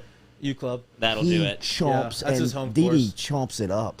I mean, I went out there with him. By the I third, hit the ball by far, the but third Didi hole, hits I was like, bombs. I'm just driving. Yeah. You know what I mean? Like, Yeah, yeah, hits right. I'm over here just rolling and Car driving, bro. ornament, You baby. go, man. Yeah, You're you're a having great a great player. time, You yeah. are a stud. I'm having fun watching. Wait, so you played quarterback at STM, obviously. Yeah. When you see what happened to LSU Auburn with the can't get the play in, the timeout situation, as like a quarterback, are you just like, give me anything, just give me one play? I don't care what it is. When do you just be like, look, I got the thing. Y'all can shut it. I got it. Yeah, that's tough because in high school, like, you don't have, like, The headset, but you can still get the play clock going down. Right. And like, they give you, they're flashing signs. You have the numbers on your thing, but in college you have all these, and the play calls are longer, and it's just all these other things. It's frustrating because it's like, hey, you've schemed and you've practiced all week. You've talked about terminology. You've talked about what we're going to do. You've talked about what we're going to do when we're 3rd and 5 on the 30-yard line. Like, We have a play. The script is, this is what we're going on. And, like, I know there's things that happen. They make adjustments. You're trying to adjust with them. But, like, at the end of the day, man, you got to, at some point, you have to say, you know what? I want my guys to beat their guys. We've worked on this. We've practiced this. We've trained this. Like, I have to trust that my quarterback and my offensive line and my receivers are going to make a play, even if it's not the perfect play. And I know Coach O says we try to get the perfect play. Yeah, everybody tries to get the perfect play in. But at some point, You got to run the play. you got to put the play in there, and you got to hope that your quarterback makes the right decision with the maybe not so perfect play. It is very elementary of what they're struggling at. I've I mean, never it seen it really get is. stalled. Now, Right, look, at I this will say point. this. Like, I know he has never called plays in a Right. game. Like, stuff moves fast, right? I get that. And, like, he's gotten better. It's gotten better, a little bit better. There's still some of these time management stuff, but, like, I get the difficulty of being a first-time play caller in the SEC, in big moments. Like, stuff speeds up, and, like, that's going to be a learning curve, but we don't have time for that. Coach O doesn't have time for that. It's like, what do we need to do to make this go quicker? And it's like, no other teams are struggling with that. Yeah. you I know? mean, you got to make it happen. I And mean, that's where LSU constantly finds itself. You look around, you go, why is nobody else having this problem? And that's where the crux of the issue of LSU football is like, I watch every other game, but I don't see teams blowing 4 timeouts in the span of, but 3 timeouts in the span of a quarter. Well, and that was my defense. Like when Les, everybody's like, "Why don't y'all like Les?" I'm like, "That's a whole. I don't want to get into that right now." Right. But he does. Yeah, I mean, I'll get into it. I'm not a big. I wasn't a big Les fan. The worst. But the one thing I said what O was doing when he first got here, up until this year, was we didn't have any play clock issues. We were getting in and out of the huddle, and no dumb penalties. And we were doing they no were dumb very penalties. Disciplined. Right. And this year, I feel like Les is back on the sidelines. Like, bad clock management. We're doing some very careless stuff. Like, we're not as disciplined. They don't play the best players. And so I'm like, I don't understand. We had all this success. Even last year, like, I'll give last year a pass. Mm-hmm. But now, we're falling back into that rut, and like, that can't happen. I just don't understand what's going on. I think part of it is our run game sucks so much that they're one-dimensional. They're trying to figure out, okay, how do we throw? We call this pass play that's not going to have 15 guys in coverage. Like, what are we going to do to be able to create space? And I think that gives him a conundrum. It's a good word. That's a crossword word. A conundrum of like, hey, what, do you host a podcast? Of what do we need to call so that we can have somewhat of a fake run game. And I think that's part of his issue. Extension of the run game. Right, Like, we look like Mississippi State. Right. And I don't want to look like, I do not. No. Nothing part of me wants to look like Mississippi State. I'm sorry for the Starkville fans, Mississippi State fans that are in Baton Rouge, but I don't want any part of that. No, you don't. I don't want air raid offense. I don't. If you're one-dimensional, you're dead.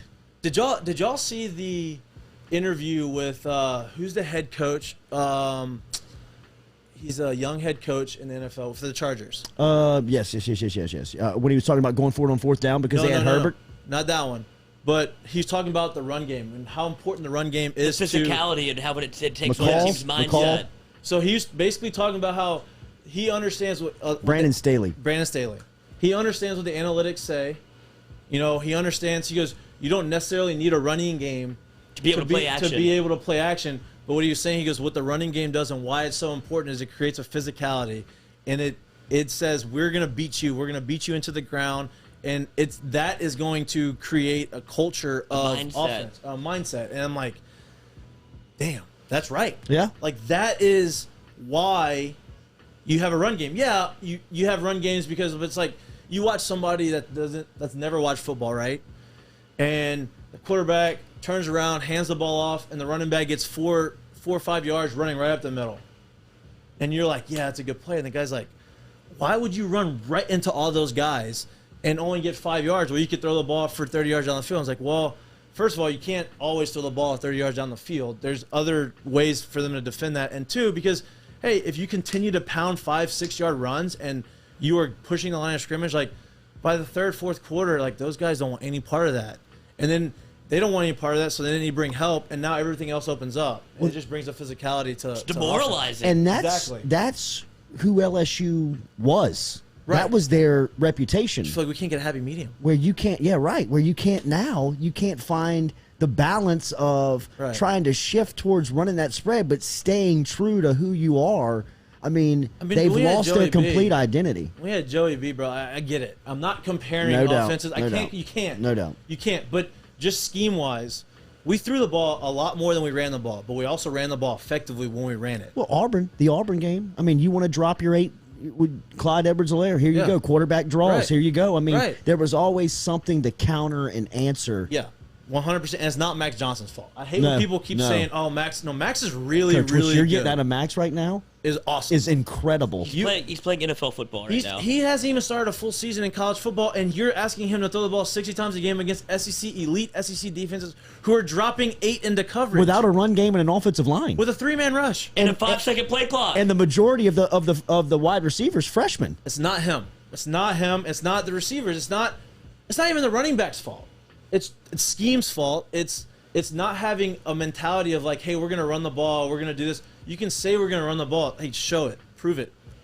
Hit someone in the mouth. Amen. That's what we said last week on Monday. I mean, it's easy to say the words, but on 4th down, you got to line up and move somebody off the ball 3 yards and get a yard. And LSU football just can't do it right now, and that is wild to say. in college football. I mean, that's just it's all over too. I mean, we were talking about Kirk Herbstreit, talking about it. Josh Pate at 247. I mean, it is it's prominent around the league and around the country right now. It's great to see you, bro. It's good to hear from you. It's great to be here, man. I can't wait to keep doing this with you. Like I said, we are developing content that's going to keep Mikie around here, and he's going to be here through the off season. We're going to try to get him set up. We were talking about even like JJ Redick's podcast, where he was still cutting his podcast on the road in the NBA. I mean, next year when he's out traveling, city to city, we can have him set up with some type of small little production equipment and have a FaceTime call back and forth and get him up and get some content moving. Because I think that one thing that people now understand is that he's made for this. I mean, you are absolutely made for a platform like this, and with the ability to tell stories and show your passion, especially if you love other sports, bro. Yeah, I love the raw. I love that I can slip a curse word in there every now and then. Yeah, fuck yeah, bro. Not get in trouble. Not get in trouble with it. I'm not gonna. I'll keep it somewhat PG-13, but sometimes you get passionate enough and you just slip. You slip something in. People know what you want to say. Right. Yes. Yeah, they know the words you're looking for. I hated it for our boy last weekend, but Walker Howard. I can't wait to watch him at the next level. He's going to be out for a couple of weeks. He's got a broken fibula. He broke his leg versus Ruston. We talked to Kyle Williams last Friday night, who's the defensive coordinator up there. But he's the best quarterback in America. Yep. He's the best quarterback in the state, obviously. Awesome freaking kid, too. He's a great kid. He's an incredible kid. And he'll be here next year. You are very close with the family. You know them very well. What do you expect from him? And give the people a little bit of a background. I don't think people really understand what he has gone through up to this point, and something that you can relate to. Yeah. So, man, I mean, Walker. I mean, outside of talent, talent-wise, obviously he's an absolute freak. He does everything well. He throws the ball really well. He's very athletic. He has pedigree. His dad was a quarterback. Dad was a professional baseball player and a quarterback at LSU. He has that, right? His mom was an unbelievable athlete. Yeah. Right.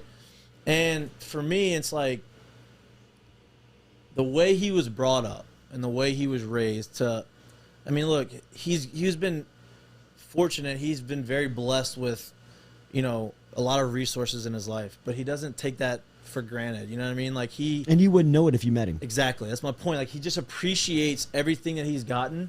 And, when you go through tragedy and you go through that type of adversity like that, you can go one of two ways. You can either say, you know what, this is going to make me a better person. This is going to make me better. This is going to make me, I'm going to be better for it in the long run. Or you could go the other way and say, oh, woe is me. God hates me. I have bad luck, this and that, and go the opposite direction. Right. And I think he realized, you know what, would he rather his mom still be here with him? 100,000,000%. But he understands that she really is still with him, right? She's raised him. She's given him a lot of her and him. Uh-huh. And I think that's when you go through that type of adversity, it breeds this different type of confidence and this different type of aura about you, and he's got that. And I know him coming in, especially because he said he's coming in January, right? He's gonna roll early. Yep. And I mean, I fully expect him to go there. He's gonna be he's very smart. Mm-hmm. He's gonna understand the concepts. He's gonna understand the offense. And he's going to work his butt off to be the guy that he knows he is. He has nothing to prove to anybody else, right? I think that's the thing is once you start looking at the scheme, once you start looking at everybody else, say, oh, this guy wants me to be this person, I have to do this for them. That's when you start getting in trouble because you try to do things that's not you. I think he understands no. I was put here for a reason. I was given this opportunity and this platform, and I think that he's going to prove it to himself what he already really knows, that I'm going to come here, I'm going to be an All-American, I'm going to be in the NFL, and I'm going to go and take the LSU Tigers and win national championship. And I firmly believe that he's going to do that. Me too. He's so good.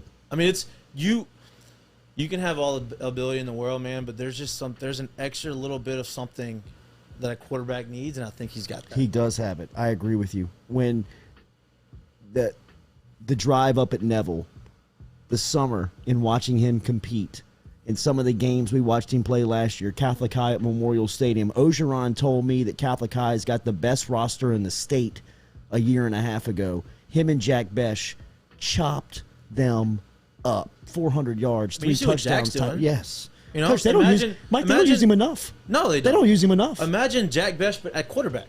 Mm-hmm. I mean, you have a guy who they're throwing the ball to on third downs as a true freshman, and playing a position that he didn't play in high school, and you're relying on this guy to make big plays for you. Now imagine that guy under center making plays everywhere. That's what you're going to get in Walker, and I can't wait. Me too. I can't wait either. I mean, hope he gets healthy. We're going to have this is going to be the best quarterback room in 2 years that we've ever had at LSU. Ever. And that's including Jamarcus. That's including Matt Flynn. That's including when they had that was a pretty good room. For a year. For but you're going to have these guys for multiple years, and you're going to see them develop. You're going to have what other teams are having. You have a quarterback start for 2-3 years, out. Another guy start 2 or 3 years, out. Another guy start for 2 or 3 years, out. And not out. Pros. That's what I mean. Yeah. Pros. And we thought we were going to get that with Perilou, and then Perilou left, and that was then it was a shitstorm after that. But this is going to be the best quarterback room we've had. If this job comes open, I'll say it. The F1 game. Yeah, right. Yes. It's going to be the best job in college football. It will be because of the resources. Right. Yes, absolutely. And that's including USC. With the talent and the resources and everything that we have here, I mean, you're not rebuilding much. All you're doing is coming in and you're rebuilding a culture, but you're just making it stable. Yes. 3 coaches in the last 20 years have won national championships here. Yep. They've all done it in their 3rd year. Yep. It doesn't. Saban did it in his 4th, but Miles did it in his 3rd. Saban had a harder track. He did. He had to rebuild the thing from ground level, and then he handed it off to Miles. Miles handed it off to Ogeron, and within 24 hours, you're back in play and you're relevant. Because you're never worried about talent. Yep. It's all about developing a talent and putting a talent in the right position. That's what they're going to do. And that's what every other college struggles with is getting talent. And LSU has it in the backyard. So you never have to worry. Just get somebody here that can stabilize the thing and maybe run an offense that works. Now, I do have a question, though. When Texas and Oklahoma come into the SEC, does that push Alabama and Auburn to the East? I don't know how they're going to reconfigure the league. Because if that pushes them to the East, that's a LSU huge gain. LSU is Georgia now. That's a big gain for sure. You've definitely got to reshuffle for sure. What scares me more than anything when that happens is putting the SEC logo next to Texas's name. Yeah, you know what I mean? But there's three teams. I'm counting Oklahoma and Texas as too close. You have 3 teams there in that vicinity, chewing up all the players, all in the same division of the SEC. Yeah. So, I think they're going to fight. I think LSU's still going to be able to get the, East Texas. Yeah. For sure. Houston. Yeah. Yeah. And those, they can fight it out. We may not get all these guys, but we're still going to get enough. I wonder if you get Jamal Adams today. You know what I mean? A kid Dallas, like that. Now that he's in Dallas and Texas is recruiting him and they have the SEC name behind their logo, I wonder if you can still pull a kid like that. Well, you can't wait the way that they did with Jamal. No. You can't. You have to be on the forefront because Texas will be in his pocket. Sure. I don't have the he'd be a SEC spring enrollee. Right. Yeah, you don't have the SEC card to play anymore. That's what tipped Jamal over to LSU. Yeah. Because LSU waited for Hootie Jones forever, and then they couldn't pull him, and then it's just like, well, we could offer Jamal, and he couldn't wait to get he couldn't wait to come. Right. When it's Texas and SEC, that's going to be different. I want Texas. I think you have to hit. I think football's better when Texas is good. I love hating Texas. Yeah, I do. Yeah. And so there's nothing better than beating them when they're good. 100%. And it's nothing better to say is Texas back, and they're not back. They're never back. I love that. Yeah. Same with Miami. They're not back. Never getting Same back. with Notre Dame.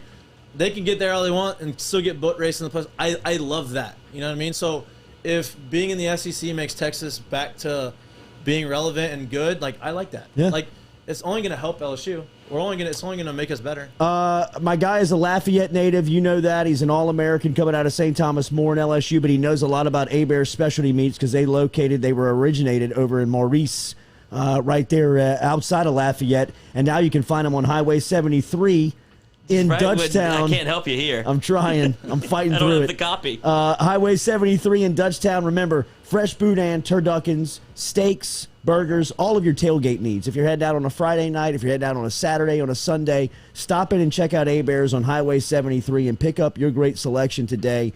Remember, this is the home of the debone stuffed chicken, so if you need something to eat on this weekend, if you just want to throw it in the oven today, have the kids and the family eating on all weekend, a debone stuffed chicken is a great choice. LSU away tomorrow, Saints away on Sunday. So if you're having a watch party, get over to A-Bears as they can house you up and get you ready for all of that. Also, if you are heading out for a Friday night to go check out some prep football, get some specialty meats from A-Bears before you get out to the field this afternoon. As we said, Mikie Mahtook is going to be much more a part of the Jordy Culotta show. He will be here throughout the offseason. He will hopefully have his own platform that we can deliver here on the Jordy Culotta show, where he brings you some of these stories and some of these interviews and some of these this passion that you hear coming through. When we come back, we will talk to Ben Mintz, and we will close out this Friday and give you a selection to look for of games here coming up this weekend. And plays compliments of Barstool Sports' own Ben Mintz when we come back here to the Jordy Culotta show, driven and powered by Go Chevrolet.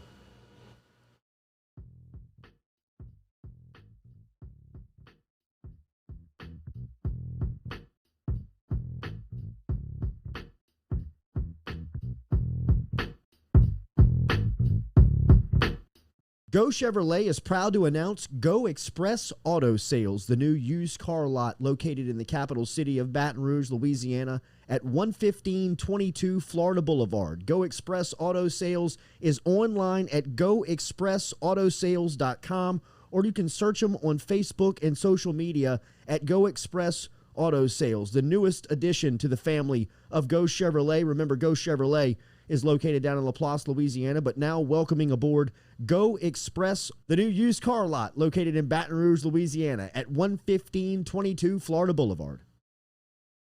True Blue Water, true hydration at its finest. Right now, you're only a few minutes away from getting your 5-gallon water delivered to you, just like we are over here at the UDL.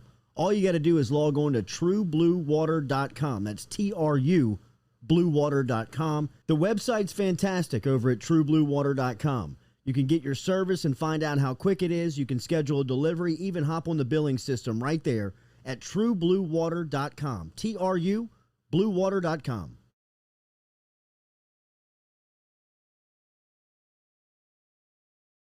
Gearing up for spring and summer down here in South Louisiana, and you want to keep your lawn maintained during these sunny seasons, get in touch with our friend Blake Abear over at Abear's Lawn Maintenance, where he says, you grow it, I mow it. 225-485-8022. 225-485-8022 is where you can find Abear's Lawn and Maintenance, the official lawn and maintenance company of the undisclosed location.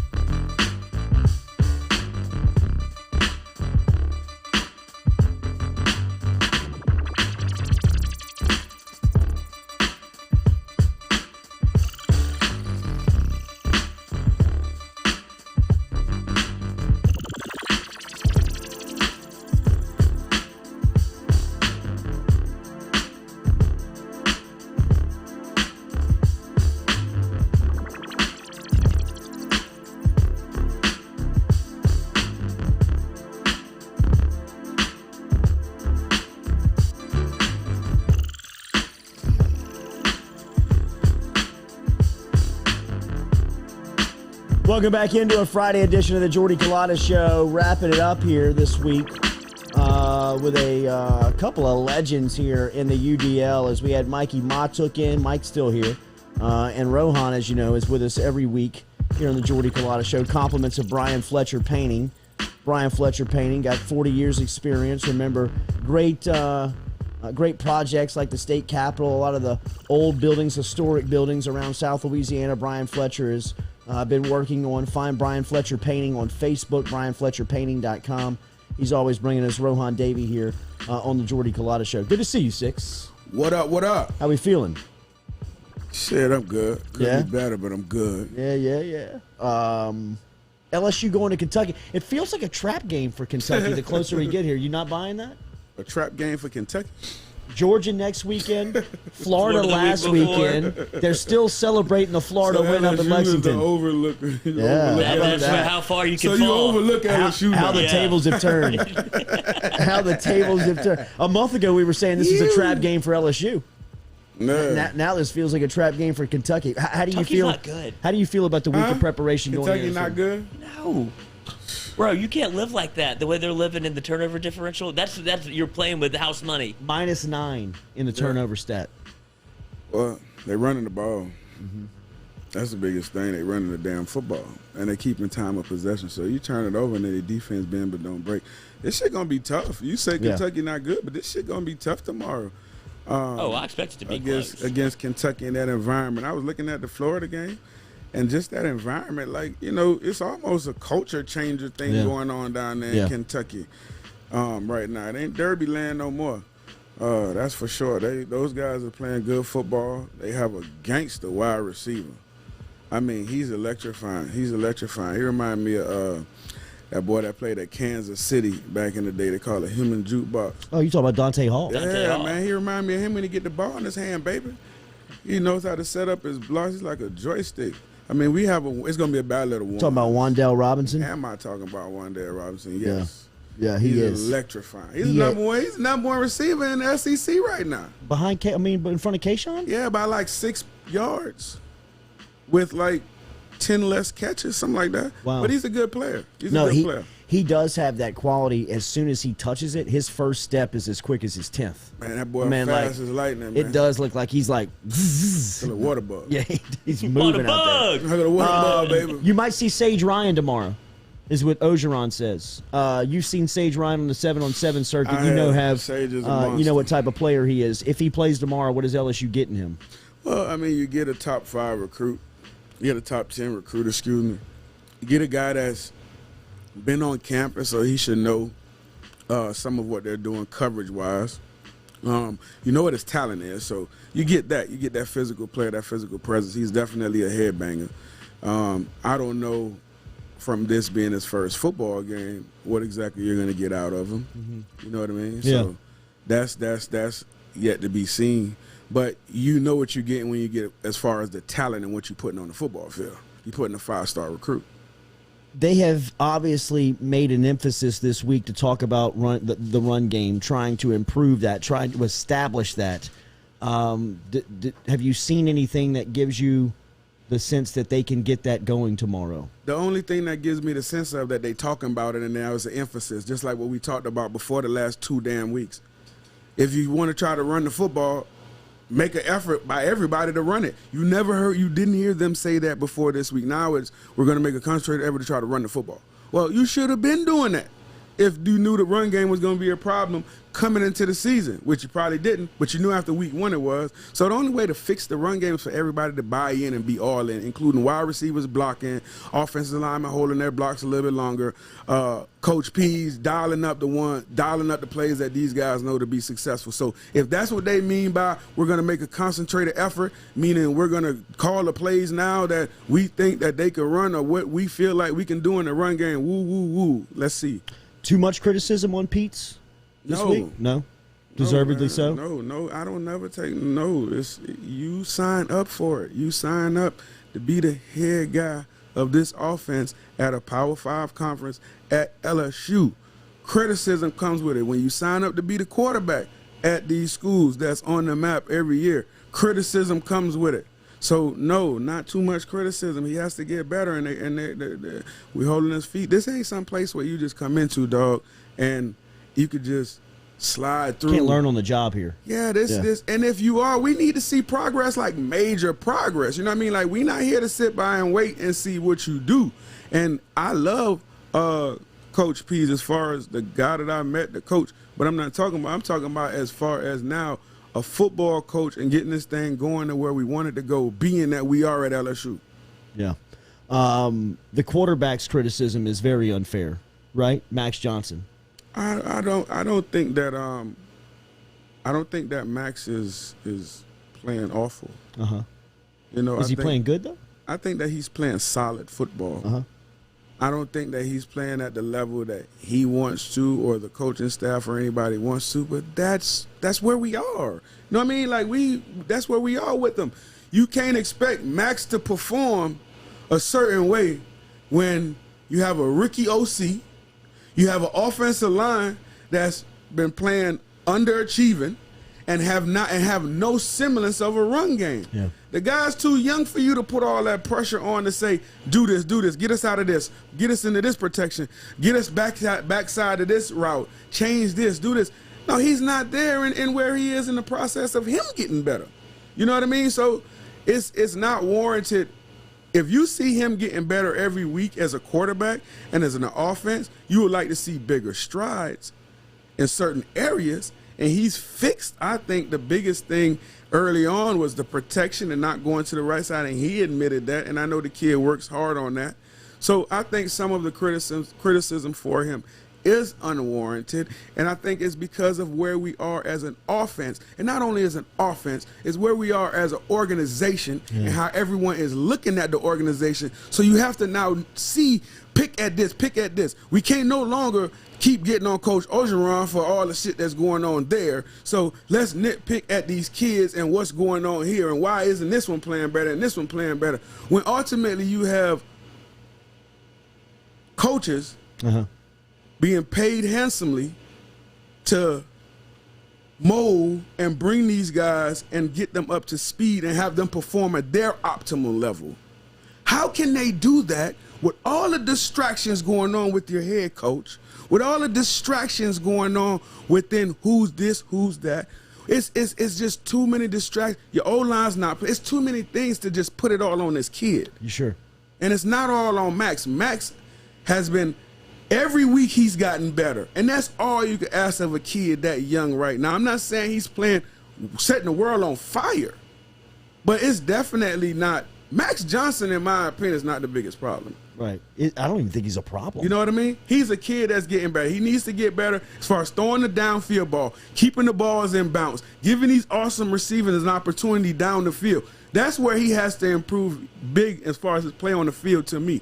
But him being a problem and reason why we're not where we should be, cut it out. How difficult is it to be a quarterback at a Power 5 university when there's so much noise around the program? You've been a starting quarterback when people have been talking about the program outside of it a lot. The noise is ratcheted up around LSU, especially this week. It's distracting. I don't care what them guys say. I don't care what any coaches say. It's distracting. And it's even more distracting. I'm an old head. So Right. we ain't have all this social media and all this stuff. So it's even more distracting for these guys because you have to understand, some of these guys, just like females, they constantly on social media. They constantly feeding that information. What's going on with my coach? What's going on here? Recruits looking at the same thing. That's why I say, listen, it's a problem. You understand? It's a problem, and it's going to continue to be a problem. And guys look at it, guys talk about it, guys hear it, guys see when your coach is acting crazy, guys see the rumors, guys go and look and click on to see who the girl, what now. Everybody does that. It's a distraction. If you're in this season right now and you're addressing prank callers at your show and things of that nature, and we're not talking about football, and we're not talking about winning football coming off of COVID and getting people back out the tailgate and getting this atmosphere and getting this LSU institution back rolling the way we want to, the way it has been. If we're not talking about that, and we're not talking about another discretion, we're not talking about going to Kentucky and the first question that Coach Orgeron or anybody of these players or people are getting. You don't think these players are getting questions from their families, from whoever around? What's going on with your coach? Again, like that's what. Of course, it's a distraction. It's absolutely a distraction. You heated up this morning more than usual. Is this what this is about? Yeah, I'm embarrassed. I'm tired of everything that's going on. I'm tired of us not being focused on football. That's what these kids are. That's what you say. These kids come to school for the institution and they come to get an education. True. Y'all, you had my dog Mahtook in here earlier, still on the couch. My bad. And he knows. You come to LSU because of LSU. That's why we come. You know what I mean? So it don't matter if you 20-year removed, 5-year removed, 7, 30, 40, 60. It don't matter what you are. We choose to come here. So when you see this thing going, especially me on the football side and it's football related, when you see this thing going in a direction that's embarrassing to you, you getting phone. I got a phone call from my mama. Hey, what's going on, Cole? All that. You understand what I'm saying? You driving back to Florida? When all that's going on, my mom don't even care about that stuff. She's just a gossip person. Yeah, right. You know what I'm saying? So anything gossip, how Watch she LSU football since 01. Yeah, exactly. But it's embarrassing, man. You don't want people when the game come on Kentucky, they not talking. But the first lead thing is about our head coach and about the distractions. It's not about our quarterback. It ain't about our gangster receivers and all this. It's not even about our coordinators. We have wonderful staff. You know what I mean? It's not even about that. It is a distraction. It's a distraction for the players. Now, don't get it twisted. When they get on the field, you play ball. Sure. You know what I mean? Sure. But during the week, probably the safest place. Absolutely. But during the week and all that, it's a distraction. Hell yeah. How do you like them tomorrow? I mean, do you see the spot that we're talking? I mean, do you think that Kentucky is vulnerable? Like they can? Yeah, I think Kentucky is vulnerable, but I also think that you have a Kentucky team that has a coach that knows they haven't arrived. He also knows that the Florida game, in order for us to be a good football team and to be considered in the upper echelon of these teams, of the Alabamas, formerly the LSUs, and all that, like, we can't just win at Florida at home and then lose to LSU at home and then go and try to rev it back up to win this game. Like, that's why I say this Kentucky shit is different, because they're in a process as well. And their process right now, see, what we at right now is we got a Kentucky team that's climbing, that they've changed the environment. They've changed everything that was going on there. And you have an LSU team that's, like you just said now we're kind of the stepping stone to Kentucky right now. So now it's kind of like reverse. So it's they're trying to build. So their challenge is, put it together for another week. Beat another team for another week. Beat an LSU team after we just beat a Florida. Beat an LSU team back to back. Now, they're going through their gauntlet. Can we run this gauntlet? Like how we always talk about our gauntlet when we trying to do something, it's the same thing they're doing. So our which is crazy, but our going into this game is, can we stop their momentum and keep them where they are? You are still Kentucky. You feel what I'm saying? Can we do that? Right. And honestly, I don't know. I honestly don't know. This I don't know if we can do it, because from watching Kentucky last week against Florida and watching our performance and watching all that's going on during the week, this is going to take a great effort on the players' part to quiet the noise, take a us against them mentality, even if it's us against our coach mentality, and go in there and try to get a win. And these coaches and these assistants and these analysts and everyone affiliated with the program, it's time to hunker down, man, and buy in, and let's get it. Whatever, quiet all the noise, whatever noises there is, what's going on, which you know it is, up on that floor and everywhere else. Let's get it back to these kids, man. Let's get it back to these kids, and let's get it back to this institution. It's good to get away, probably, huh? Good to play this game away from home. Absolutely. I mean, I would have liked to see them play at home again, because, last week the crowd was raw. Yeah, they were there. The crowd was good, man. The crowd, the people showed up. Everybody was in the building. It was electric. It felt like an old, great night at Tiger Stadium until the end. We will be here tomorrow doing something. We'll figure it out. We'll have either pre- and post-game coverage before you go live in the fourth quarter. We'll have some type of coverage of tomorrow, LSU and Kentucky. Rohan is here every week breaking that down. You hear his passion. You hear where he is going into tomorrow's game, so it should be fun to hear him breaking it down. Come back with us. We appreciate you interacting with us this morning. Please, before you get out of here, hit that thumbs up. Hit that interactive button. Whether you want to hit that thumbs down, it doesn't matter. Just interact with us. Hit those noties so you know what we do tomorrow. Hit the bell. Yes. Make sure and hit the bell so when we do go live that you are prepared to get that content. Remember, Daily, we're brought to you by GoFlow IV and Health and Spa over there on Jefferson Highway. Go see them today if you're looking for some energy this weekend. If you want to improve your sleep, if you want to help if you're suffering from dehydration, chronic illness, or if you're even hungover, just go in there and check them out. GoFlowIV.com. They got memberships. Baton Rouge's premier medical spa specializing in IV hydration treatments with vitamin infusion. Ben Mintz is out in Vegas. We're gonna give him some time. We'll get with Mincy at some point and get the picks. The Destroyer is destroyed. He's destroyed here on Friday morning. He was living by the skin of his teeth. If you follow him on Twitter, he doesn't know which way's up, which way's down. He's catching. Yes, he's playing in the World Series of Poker in Vegas right now. I know, dog. Like, listen, man. Hey, listen, boy. Mincy used to always talk about that, dog. Like, he loves some row.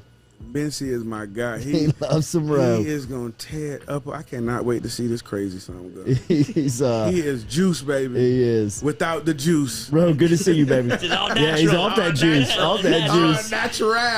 Mikie Mahtook is here. Rohan is here. Living like a lunatic. Lloyd, and for everybody here at the Jordy Culotta Show, make sure and like and share. I can't see Mikey though. We will. We'll be back with him. Give him that wide. Get that two shot. Give him that casting couch shot.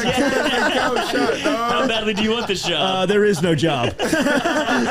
We'll be back tomorrow. The Jordy Culotta Show, driven and powered by Go Chevrolet.